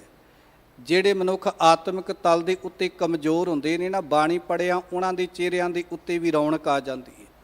ਸੁੱਕਿਆ ਵੀ ਹਰਿਆ ਹੋ ਜਾਂਦਾ, ਮੁਰਝਾਇਆ ਹੋਇਆ ਵੀ ਖਿੜ ਜਾਂਦਾ ਹੈ। ਭਾਵ ਕਿ ਜੇ ਕੋਈ ਮਨੁੱਖ ਸੰਸਾਰ ਦੇ ਉੱਤੇ ਰੱਬ ਦੀ ਬਾਣੀ ਦੇ ਨਾਲ ਜੁੜ ਜਾਵੇ, ਪਰਮਾਤਮਾ ਦੇ ਨਾਮ ਦੇ ਨਾਲ ਜੁੜ ਜਾਵੇ, ਤੇ ਉਹ ਸੁੱਕਿਆ ਹੋਇਆ ਵੀ ਜਿਹੜਾ ਉਹ ਹਰਿਆ ਹੋ ਜਾਂਦਾ। ਭਾਵ ਕਿ ਉਹਦੇ ਜੀਵਨ ਦੇ ਵਿੱਚ ਵੀ ਰੌਣਕਾਂ ਆ ਜਾਂਦੀਆਂ, ਖੁਸ਼ੀਆਂ ਆ ਜਾਂਦੀਆਂ, ਖੇੜੇ ਆ ਜਾਂਦੇ। ਜਿਸ ਸਿਮਰਤ ਡੂਬਤ ਪਾਹਣ ਤਰੇ, ਜਿਸ ਅਕਾਲ ਪੁਰਖ ਵਾਹਿਗੁਰੂ ਨੂੰ ਸਿਮਰਿਆ, ਜਿਸ ਗੁਰੂ ਦੀ ਬਾਣੀ ਪੜ੍ਹਿਆ, ਮਨੁੱਖ ਜਿਹੜਾ ਸੰਸਾਰ ਰੂਪੀ ਭਵਜਲ ਵਿੱਚ ਡੁੱਬਦਾ ਹੋਇਆ ਵੀ ਸੰਸਾਰ ਰੂਪੀ ਭਵਜਲ ਤੋਂ ਪਾਰ ਲੰਘ ਜਾਂਦਾ ਹੈ। ਡੁੱਬਣ ਦਾ ਮਤਲਬ ਇਹ ਹੈ ਕਿ ਸੰਸਾਰ ਦੇ ਉੱਤੇ ਬੜੇ ਬੜੇ ਐਸੇ ਮਨੁੱਖ ਨੇ ਸਾਧ ਸੰਗਤ, ਜਿਵੇਂ ਆਪਾਂ ਬਚਨ ਪੜ੍ਹਦੇ ਆ, ਜੇਤਾ ਸਮੁੰਦ ਸਾਗਰ ਨੀਰ ਭਰਿਆ, ਤੇਤੇ ਔਗਣ ਹਮਾਰੇ, ਦਇਆ ਕਰੋ ਕਿਛ ਮਿਹਰ ਉਪਾਵੋ, ਡੁੱਬਦੇ ਪੱਥਰ ਤਾਰੇ। ਜਿਹੜੇ ਬੜੇ ਬੜੇ ਕਠੋਰ ਦਿਲ ਹੁੰਦੇ ਨੇ ਨਾ, ਜਿਨ੍ਹਾਂ ਦੇ ਹਿਰਦਿਆਂ ਵਿੱਚ ਬਿਲਕੁਲ ਦਇਆ ਦੀ ਭਾਵਨਾ ਨਹੀਂ ਹੁੰਦੀ, ਜਦੋਂ ਉਹ ਵੀ ਰੱਬ ਨੂੰ ਯਾਦ ਕਰਦੇ ਨੇ ਤੇ ਉਹ ਪੱਥਰ ਦਿਲ ਇਨਸਾਨ ਵੀ ਸੰਸਾਰ ਰੂਪੀ ਭਵਜਲ ਤੋਂ ਪਿਘਲ ਜਾਂਦੇ ਨੇ ਤੇ ਪਾਰ ਲੰਘ ਜਾਂਦੇ ਨੇ। ਜੇ ਆਪਾਂ ਉਦਾਹਰਨ ਦੇ ਤੌਰ ਤੇ ਵੇਖੀਏ ਤੇ ਸੱਜਣ ਠੱਗ ਵਰਗਾ ਵੀ ਕੋਈ ਪੱਥਰ ਦਿਲ ਇਨਸਾਨ ਹੋ ਸਕਦਾ ਸੀ, ਜਿਹੜਾ ਕਦੇ ਕਿਸੇ ਦੇ ਉੱਤੇ ਦਇਆ ਨਹੀਂ ਸੀ ਕਰਦਾ, ਲੋਕਾਂ ਨੂੰ ਖੂਹ ਵਿੱਚ ਸੁੱਟ ਕੇ ਰਾਤ ਨੂੰ ਲੁੱਟ ਲੈਂਦਾ ਸੀ। ਕੌਡੇ ਰਾਖਸ਼ ਵਰਗਾ ਵੀ ਕੋਈ ਪੱਥਰ ਦਿਲ ਇਨਸਾਨ ਹੋ ਸਕਦਾ ਸੀ, ਜਿਹਨੂੰ ਕਿਸੇ ਦੇ ਉੱਤੇ ਰੱਤੀ ਭਰ ਵੀ ਦਇਆ ਨਹੀਂ ਸੀ ਆਉਂਦੀ। ਪਰ ਜਦੋਂ ਗੁਰੂ ਸਾਹਿਬ ਜੀ ਦੇ ਦਰਸ਼ਨ ਹੋਏ, ਜਦੋਂ ਬਾਣੀ ਪੜ੍ਹੀ, ਨਾਮ ਜਪਿਆ, ਤੇ ਉਹ ਪੱਥਰ ਦਿਲ ਇਨਸਾਨ ਦਾ ਵੀ ਦਿਲ ਜਿਹੜਾ ਸੀ ਉਹ ਪਿਘਲ ਗਿਆ, ਤੇ ਉਹ ਕੌਡੇ ਰਾਖਸ਼ ਦਾ ਵੀ ਸੰਸਾਰ ਦੇ ਉੱਤੇ ਉਧਾਰ ਹੋ ਗਿਆ। ਇਹਨੂੰ ਕਹਿੰਦੇ ਨੇ ਡੁੱਬਦੇ ਪੱਥਰ ਤਰ ਜਾਣੇ। ਭਾਵ ਕਿ ਕਠੋਰ ਦਿਲ ਇਨਸਾਨ ਉਹ ਵੀ ਨਰਮ ਹੋ ਜਾਣਾ, ਤੇ ਉਹਦਾ ਵੀ ਸੰਸਾਰ ਰੂਪੀ ਭਵਜਲ ਤੋਂ ਪਾਰ ਉਤਾਰਾ ਹੋ ਜਾਣਾ। ਇਹਨੂੰ ਕਹਿੰਦੇ ਨੇ ਡੁੱਬਦੇ ਹੋਏ ਪੱਥਰ ਵੀ ਸੰਸਾਰ ਤੋਂ ਤਰ ਜਾਣੇ। ਗੁਰੂ ਪਾਤਸ਼ਾਹ ਕਹਿੰਦੇ ਕਿ ਇੱਦਾਂ ਅਕਾਲ ਪੁਰਖ ਵਾਹਿਗੁਰੂ ਪਰਮੇਸ਼ਰ ਨਾਲ ਜੁੜਿਆ ਬੜੇ ਬੜੇ ਕਠੋਰ ਦਿਲ ਮਨੁੱਖ ਵੀ ਸੰਸਾਰ ਰੂਪੀ ਭਵਜਲ ਤੋਂ ਪਾਰ ਲੰਘ ਜਾਂਦੇ ਨੇ। ਸੰਤ ਸਭਾ ਕੋ ਸਦਾ ਜੈਕਾਰ, ਹਰ ਹਰ ਨਾਮ ਜਨ ਪ੍ਰਾਣ ਆਧਾਰ। ਇਸੇ ਕਰਕੇ ਸਤਿਗੁਰੂ ਪਾਤਸ਼ਾਹ ਕਹਿੰਦੇ ਨੇ, ਜੇ ਅਸੀਂ ਸੰਸਾਰ ਰੂਪੀ ਭਵਜਲ ਤੋਂ ਪਾਰ ਲੰਘਣਾ ਹੈ ਨਾ, ਤੇ ਧੰਨ ਗੁਰੂ ਗ੍ਰੰਥ ਸਾਹਿਬ ਮਹਾਰਾਜ ਜੀ ਦੀ ਚਰਨਾਂ ਵਿੱਚ ਚੱਲ ਕੇ ਆਈਏ, ਸਤ ਸੰਗਤ ਵਿੱਚ ਚੱਲ ਕੇ ਆਈਏ। ਮੇਰੇ ਮਾਧੋ ਜੀ ਸਤ ਸੰਗਤ ਮਿਲੈ ਸੋ ਤਰਿਆ। ਜਿਹੜੇ ਵੀ ਜੀਵ ਸਤ ਸੰਗਤ ਰੂਪੀ ਸਰੋਵਰ ਵਿੱਚ ਚੱਲ ਕੇ ਆਉਂਦੇ ਨੇ, ਉਹਨਾਂ ਦੇ ਜੀਵਨ ਦੀ ਬੇੜੀ ਸੰਸਾਰ ਰੂਪੀ ਭਵਜਲ ਤੋਂ ਪਾਰ ਲੰਘ ਜਾਂਦੀ ਹੈ। ਕਿਉਂਕਿ ਇੱਥੇ ਆ ਕੇ ਮਨੁੱਖ ਗੁਰੂ ਦੇ ਚਰਨਾਂ ਵਿੱਚ ਅਰਦਾਸ ਕਰਦਾ ਹੈ, ਸੰਸਾਰ ਸਮੁੰਦੇ ਤਾਰ ਗੋਬਿੰਦੇ, ਤਾਰ ਲੈ ਬਾਪ ਬੀਠਲਾ ਬਾਹਾਂ ਦੇ। ਸਤ ਸੰਗਤ ਜਿਸ ਵਕਤ ਧੰਨ ਗੁਰੂ ਨਾਨਕ ਸਾਹਿਬ ਜੀ ਵੇਈ ਪ੍ਰਵੇਸ਼ ਕਰਦੇ ਨੇ ਨਾ, ਤੇ 3 ਦਿਨ ਲਗਾਤਾਰ ਬਾਬਾ ਨਾਨਕ ਜੀ ਦੇ ਦੀਦਾਰ ਨਹੀਂ ਹੁੰਦੇ। ਲੋਕ ਬੇਬੇ ਨਾਨਕੀ ਕੋਲ ਆ ਕੇ ਪਰਚਾਉਣੀ ਕਰਦੇ ਨੇ, ਕਹਿੰਦੇ ਬੇਬੇ ਨਾਨਕੀ ਬੜਾ ਦੁੱਖ ਹੋਇਆ ਹੈ ਕਿ ਤੇਰਾ ਵੀਰ ਡੁੱਬ ਗਏ। ਇਸੇ ਕਰਕੇ ਬੇਬੇ ਨਾਨਕੀ ਨੂੰ ਪਹਿਲੇ ਸਿੱਖ ਹੋਣ ਦਾ ਮਾਣ ਪ੍ਰਾਪਤ ਹੈ। ਬੇਬੇ ਨਾਨਕੀ ਜੀ ਨੇ ਪਹਿਲੇ ਦਿਨ ਵੀ ਇਸੇ ਗੱਲ ਦਾ ਉੱਤਰ ਦਿੱਤਾ, ਤੇ ਦੂਜੇ ਦਿਨ ਵੀ ਬੇਬੇ ਨਾਨਕੀ ਦਾ ਇਹੀ ਉੱਤਰ ਸੀ। ਉਹ ਕਹਿਣਗੇ ਬੜਾ ਦੁੱਖ ਹੋਇਆ ਕਿ ਤੇਰਾ ਵੀਰ ਡੁੱਬ ਗਿਆ, ਤੇ ਬੇਬੇ ਨਾਨਕੀ ਬਾਰ-ਬਾਰ ਕਹਿੰਦੇ ਨੇ ਮੇਰਾ ਵੀਰ ਡੁੱਬਣ ਵਾਲਾ ਨਹੀਂ। ਉਹ ਕਹਿੰਦੇ ਕਿਉਂ? ਬੇਬੇ ਨਾਨਕੀ ਨੇ ਇੱਕੋ ਹੀ ਉੱਤਰ ਦਿੱਤਾ, ਕਹਿਣਗੇ ਜਿਹੜਾ ਸੰਸਾਰ ਤੇ ਡੁੱਬਿਆਂ ਨੂੰ ਤਾਰਨ ਆਇਆ ਹੋਵੇ ਨਾ, ਉਹ ਆਪ ਕਦੀ ਨਹੀਂ ਡੁੱਬ ਸਕਦਾ। ਇੰਜ ਕਹਿ ਦਈਏ, ਸਤਿਗੁਰੂ ਨਾਨਕ ਦੇਵ ਮਹਾਰਾਜ ਜੀ ਕੱਲ ਤਾਰਨ ਗੁਰੂ ਨਾਨਕ ਆਇਆ। ਜਿਸ ਬਾਬੇ ਨਾਨਕ ਨੇ ਸਮੁੱਚੀ ਮਾਨਵਤਾ ਨੂੰ ਸੰਸਾਰ ਰੂਪੀ ਭਵਜਲ ਤੋਂ ਪਾਰ ਕਰਨ ਦੀ ਜੁਗਤੀ ਦਰਸਾਈ, ਜਿਸ ਬਾਬੇ ਨਾਨਕ ਨੇ ਸਮੁੱਚੇ ਸੰਸਾਰ ਦੇ ਜੀਵਾਂ ਨੂੰ ਪਾਰ ਕਰਨ ਵਾਸਤੇ ਇੱਕ ਬਾਣੀ ਦੇ ਜਹਾਜ਼ ਦੀ ਆਰੰਭਤਾ ਦਾ ਆਗਾਜ਼ ਕੀਤਾ, ਉਹ ਬਾਬਾ ਨਾਨਕ ਆਪ ਕਿਵੇਂ ਡੁੱਬ ਸਕਦਾ ਸੀ? ਅੱਜ ਵੀ ਜੇ ਕੋਈ ਗੁਰੂ ਦੇ ਜਹਾਜ਼ ਵਿੱਚ ਆ ਕੇ ਸਵਾਰ ਹੁੰਦਾ ਹੈ ਨਾ, ਤੇ ਸੱਚ ਜਾਣਿਓ ਸਾਧ ਸੰਗਤ, ਉਹਦੇ ਜੀਵਨ ਦੀ ਬੇੜੀ ਸੰਸਾਰ ਰੂਪੀ ਭਵਜਲ ਤੋਂ ਪਾਰ ਲੰਘ ਜਾਂਦੀ ਹੈ। ਗੁਰੂ ਸਾਹਿਬ ਜੀ ਦੇ ਮੁਬਾਰਕ ਬਚਨ ਨੇ, ਸਤਿਗੁਰ ਬੋਹਿਥ ਹਰ ਨਾਮ ਹੈ। ਗੁਰੂ ਦਾ ਸ਼ਬਦ ਕੀ ਹੈ? ਇਹ ਇੱਕ ਬੋਹਿਥ, ਬੋਹਿਥ ਕਹਿੰਦੇ ਨੇ ਜਹਾਜ਼ ਨੂੰ। ਗੁਰੂ ਦੀ ਬਾਣੀ ਦਾ ਇਹ ਅੰਮ੍ਰਿਤਮਈ ਗ੍ਰੰਥ ਇੱਕ ਉਹ ਜਹਾਜ਼ ਹੈ ਜਿਹੜਾ ਸਾਧ ਸੰਗਤ ਸਤਿਗੁਰ ਬੋਹਿਥ ਹਰ ਨਾਮ ਹੈ, ਕਿਤ ਬਿਦ ਚੜਿਆ ਜਾਏ। ਪਰ ਇਹ ਜਹਾਜ਼ ਵਿੱਚ ਸਵਾਰ ਕਿਵੇਂ ਹੋਇਆ ਜਾ ਸਕਦਾ? ਤੇ ਗੁਰੂ ਸਾਹਿਬ ਜੀ ਨੇ ਨਾਲ ਉਦਾਹਰਨ ਵੀ ਦਿੱਤੀ ਪਾਤਸ਼ਾਹ ਨੇ। ਪਾਤਸ਼ਾਹ ਕਹਿੰਦੇ ਸਤਿਗੁਰ ਕੈ ਭਾਣੈ ਜੋ ਚੱਲੈ, ਵਿੱਚ ਬੋਹਿਥ ਬੈਠਾ ਆਏ। ਉਹ ਗੁਰੂ ਦੇ ਜਹਾਜ਼ ਵਿੱਚ ਉਹ ਲੋਕ ਸਵਾਰ ਹੁੰਦੇ ਨੇ ਜਿਹੜੇ ਗੁਰੂ ਦੇ ਹੁਕਮ ਵਿੱਚ ਆ ਕੇ ਚੱਲਦੇ ਨੇ। ਜਿਵੇਂ ਸਾਧ ਸੰਗਤ ਬੇੜੇ ਵਿੱਚ ਸਵਾਰ ਹੋਣ ਦੇ ਕੁਝ ਨਿਯਮ ਹੁੰਦੇ ਨੇ, ਇਸੇ ਤਰ੍ਹਾਂ ਗੁਰੂ ਦੇ ਜਹਾਜ਼ ਵਿੱਚ ਸਵਾਰ ਹੋਣ ਦੇ ਵੀ ਕੁਝ ਜ਼ਿੰਦਗੀ ਦੇ ਨਿਯਮ ਨੇ।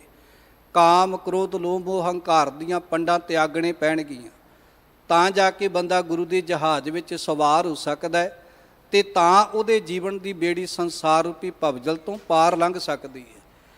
ਇਸੇ ਕਰਕੇ ਸਤਿਗੁਰੂ ਪਾਤਸ਼ਾਹ ਕਹਿਣਗੇ ਭਾਈ ਗੁਰੂ ਕੀ ਸੰਗਤ ਵਿੱਚ ਚੱਲ ਕੇ ਆਉਣਾ ਚਾਹੀਦਾ ਹੈ।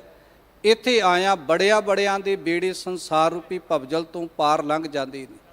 ਧੰਨ ਗੁਰੂ ਗ੍ਰੰਥ ਸਾਹਿਬ ਮਹਾਰਾਜ ਜੀ ਦੀ ਅੰਮ੍ਰਿਤਮਈ ਬਾਣੀ ਪੜ੍ਹਿਆ, ਵਿਚਾਰ ਕੀਤਿਆਂ, ਮਨੁੱਖ ਦਾ ਜੀਵਨ ਦਾ ਬੇੜਾ ਸੰਸਾਰ ਰੂਪੀ ਭਵਜਲ ਤੋਂ ਪਾਰ ਲੰਘ ਜਾਂਦਾ ਹੈ। ਤੇ ਸੰਤ ਸਭਾ ਕੋ ਸਦਾ ਜੈਕਾਰ। ਔਰ ਜਦੋਂ ਆਪਾਂ ਸੰਤ ਸਭਾ ਕਰਦੇ ਹਾਂ, ਸਤ ਸੰਗਤ ਕਰਦੇ ਹਾਂ, ਤੇ ਸਤ ਸੰਗਤ ਕੀਤਿਆਂ ਸਾਧ ਸੰਗਤ ਮਨੁੱਖ ਦੀ ਸੰਸਾਰ ਦੇ ਉੱਤੇ ਸਦਾ ਹੀ ਜੈ ਜੈਕਾਰ ਹੁੰਦੀ ਹੈ। ਜਾਂ ਇੰਜ ਕਹਿ ਦਈਏ ਕਿ ਸਤ ਸੰਗਤ ਦੀ ਸੰਸਾਰ 'ਤੇ ਹਮੇਸ਼ਾ ਵਡਿਆਈ ਹੁੰਦੀ ਹੈ। ਜਿਹੜਾ ਵੀ ਕੋਈ ਜੀਵ ਸਤ ਸੰਗਤ ਵਿੱਚ ਚੱਲ ਕੇ ਆਉਂਦਾ ਹੈ, ਉਹਨੂੰ ਸੰਸਾਰ ਰੂਪੀ ਭਵਜਲ ਤੋਂ ਪਾਰ ਲੰਘਣ ਦੀ ਜੁਗਤੀ ਦੀ ਸਮਝ ਆ ਜਾਂਦੀ ਹੈ। ਜਿਵੇਂ ਆਪਾਂ ਬਚਨ ਪੜ੍ਹਦੇ ਹਾਂ ਭਗਤ ਸਾਹਿਬਾਨਾਂ ਦੇ, ਉਹ ਕਹਿੰਦੇ ਨੇ ਸਨਕ ਸਨੰਦ ਮਹੀਸ਼ ਸਮਾਨਾ, ਸੇਖ ਨਾਗ ਤੇਰੋ ਮਰਮ ਨ ਜਾਨਾ, ਹਨੂਮਾਨ ਸਰ ਗਰੜ ਸਮਾਨਾ, ਸੁਰਪਤ ਨਰਪਤ ਨਹੀਂ ਗੁਣ ਜਾਨਾ, ਚਾਰ ਵੇਦ ਅਰ ਸਿਮਰਤ ਪੁਰਾਨਾ, ਕਵਲਾ ਪਤ ਕਵਲਾ ਨਹੀਂ ਜਾਨਾ। ਜਿਸ ਰੱਬ ਦੇ ਭੇਦ ਨੂੰ ਬ੍ਰਹਮਾ ਆਦਿ ਪੁੱਤਰ ਨਹੀਂ ਜਾਣ ਸਕੇ, ਵੱਡੇ ਧਰਮਾਤਮਾ ਤੇ ਮਹਾਤਮਾ ਨਹੀਂ ਜਾਣ ਸਕੇ, ਭਗਤ ਜੀ ਕਹਿੰਦੇ ਸੰਤ ਸੰਗਤ ਰਾਮ ਹਿਰਦੈ ਵਸਾਈ। ਕਹਿੰਦੇ ਮੈਂ ਸਤ ਸੰਗਤ ਵਿੱਚ ਆ ਕੇ ਉਸ ਰੱਬ ਦੀ ਪ੍ਰਾਪਤੀ ਕਰਨੀ। ਕਮਾਲ ਦੀ ਗੱਲ ਇਹ ਹੈ ਕਿ ਰੱਬ ਦੀ ਪ੍ਰਾਪਤੀ ਦਾ ਸਭ ਤੋਂ ਸੁਖਾਲਾ ਵਸੀਲਾ ਸਾਡੇ ਸਤਿਗੁਰੂ ਪਾਤਸ਼ਾਹ ਨੇ ਸਤ ਸੰਗਤ ਦੀ ਬਖਸ਼ਿਸ਼ ਕੀਤੀ ਹੈ। ਭਗਤ ਕਬੀਰ ਸਾਹਿਬ ਜੀ ਕਹਿੰਦੇ ਨੇ, ਨਾ ਜਾਣੂ ਬੈਕੁੰਠ ਕਹਾਂ ਹੀ, ਜਾਣ ਜਾਣ ਸਭ ਕਹੇ ਤਹਾਂ ਹੀ। ਕਹਿਣ ਲੱਗੇ ਸਾਧ ਸੰਗਤ ਬੈਕੁੰਠੇ ਆਏ। ਇਸ ਗੁਰੂ ਕੀ ਸੰਗਤ ਜਿਹੜੀ ਹੈ ਨਾ, ਇਹੀ ਅਸਲ ਵਿੱਚ ਸਵਰਗ ਧਾਮ ਹੈ। ਲੋਕੀ ਸਵਰਗ 'ਚ ਜਾਣ ਨੂੰ ਗੱਲ ਤਾਂ ਕਰਦੇ ਨੇ, ਪਰ ਪਤਾ ਕਿਸੇ ਨੂੰ ਵੀ ਨਹੀਂ ਕਿ ਸਵਰਗ ਹੈ ਕਿੱਥੇ। ਉਹ ਕਹਿੰਦੇ ਨੇ ਸਤ ਸੰਗਤ ਰੂਪੀ ਸਵਰਗ ਵਿੱਚ ਚੱਲ ਕੇ ਆਈਏ। ਇਹ ਸਭ ਤੋਂ ਵੱਡਾ ਸੰਸਾਰ ਦਾ ਬੈਕੁੰਠ ਧਾਮ ਹੈ, ਜਿੱਥੇ ਆ ਕੇ ਬੜੇ ਬੜੇ ਮਨੁੱਖ ਸੰਸਾਰ ਰੂਪੀ ਭਵਜਲ ਤੋਂ ਪਾਰ ਲੰਘ ਜਾਂਦੇ ਨੇ, ਜਿੱਥੇ ਆ ਕੇ ਬੜਿਆਂ ਦੀ ਸੰਸਾਰ ਦੇ ਉੱਤੇ ਜੈ ਜੈਕਾਰ ਹੋਣੀ ਸ਼ੁਰੂ ਹੋ ਜਾਂਦੀ ਹੈ। ਹਰ ਹਰ ਨਾਮ ਜਨ ਪ੍ਰਾਣ ਆਧਾਰ। ਇੱਥੇ ਆ ਕੇ ਬੈਠ ਕੇ ਬਾਣੀ ਜਪਿਆ, ਪਰਮਾਤਮਾ ਦਾ ਨਾਮ ਜਪਿਆ।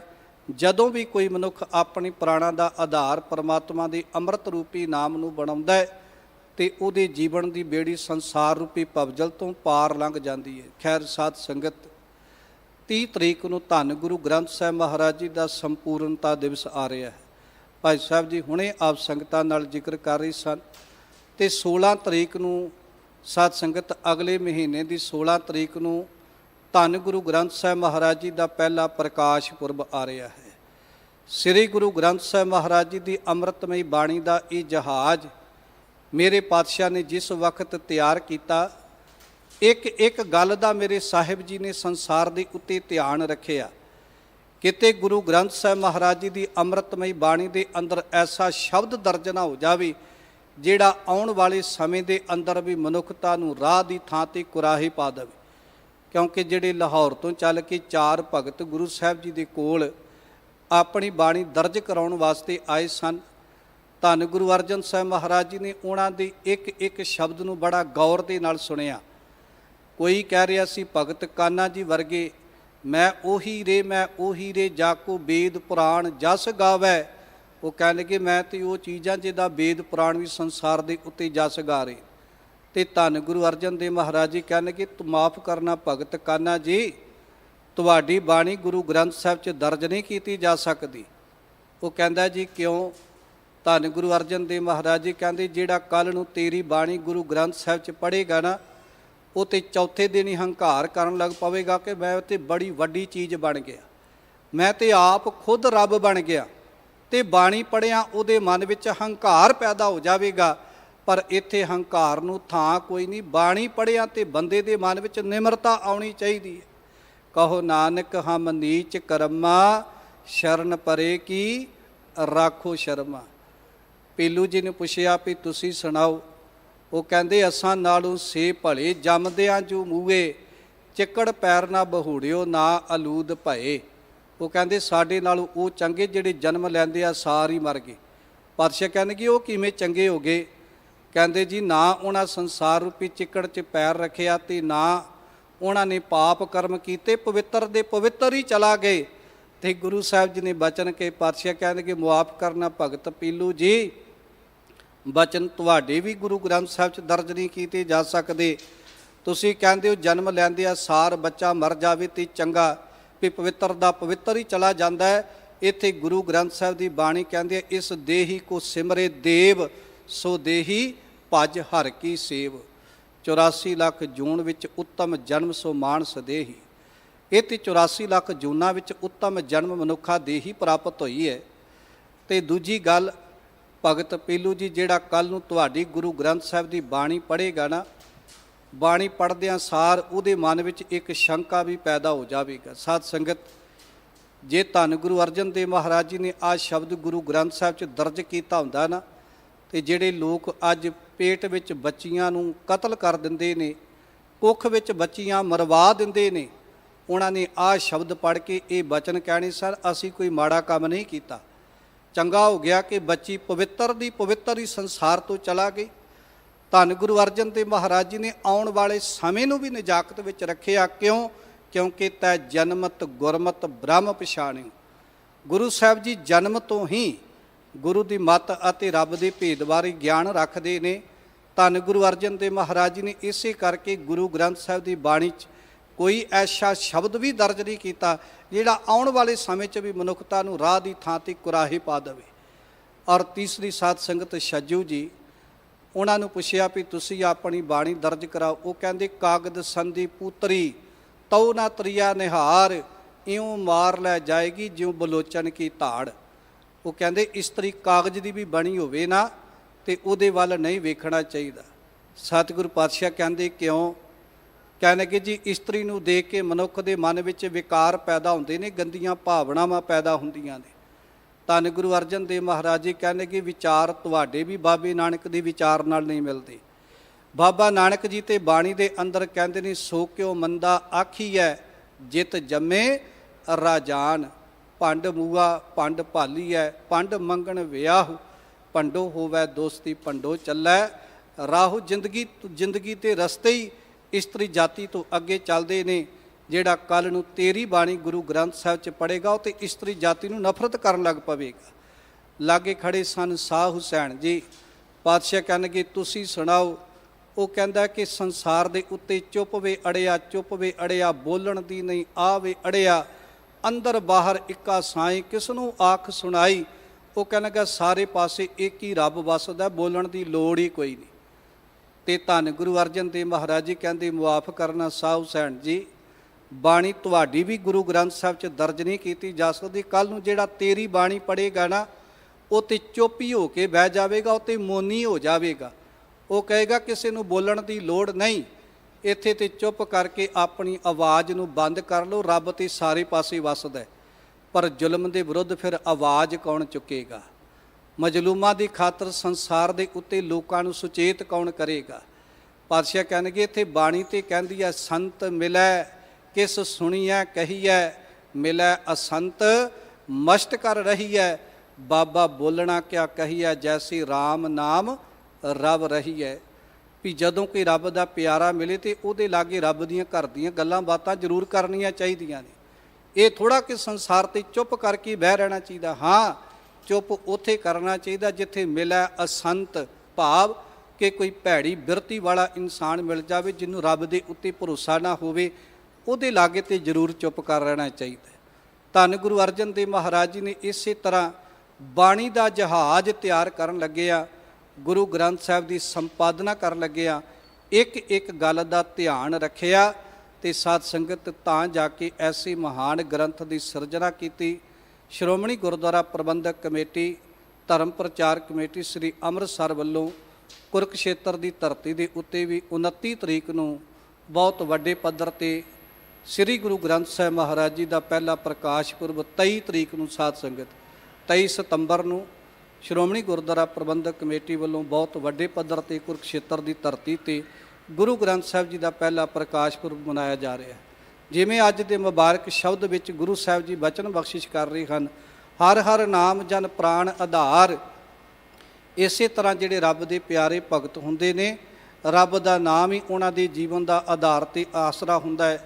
ਕਹੋ ਨਾਨਕ ਮੇਰੀ ਸੁਣੀ ਅਰਦਾਸ, ਸੰਤ ਪ੍ਰਸਾਦ ਮੋਕੋ ਨਾਮ ਨਿਵਾਸ।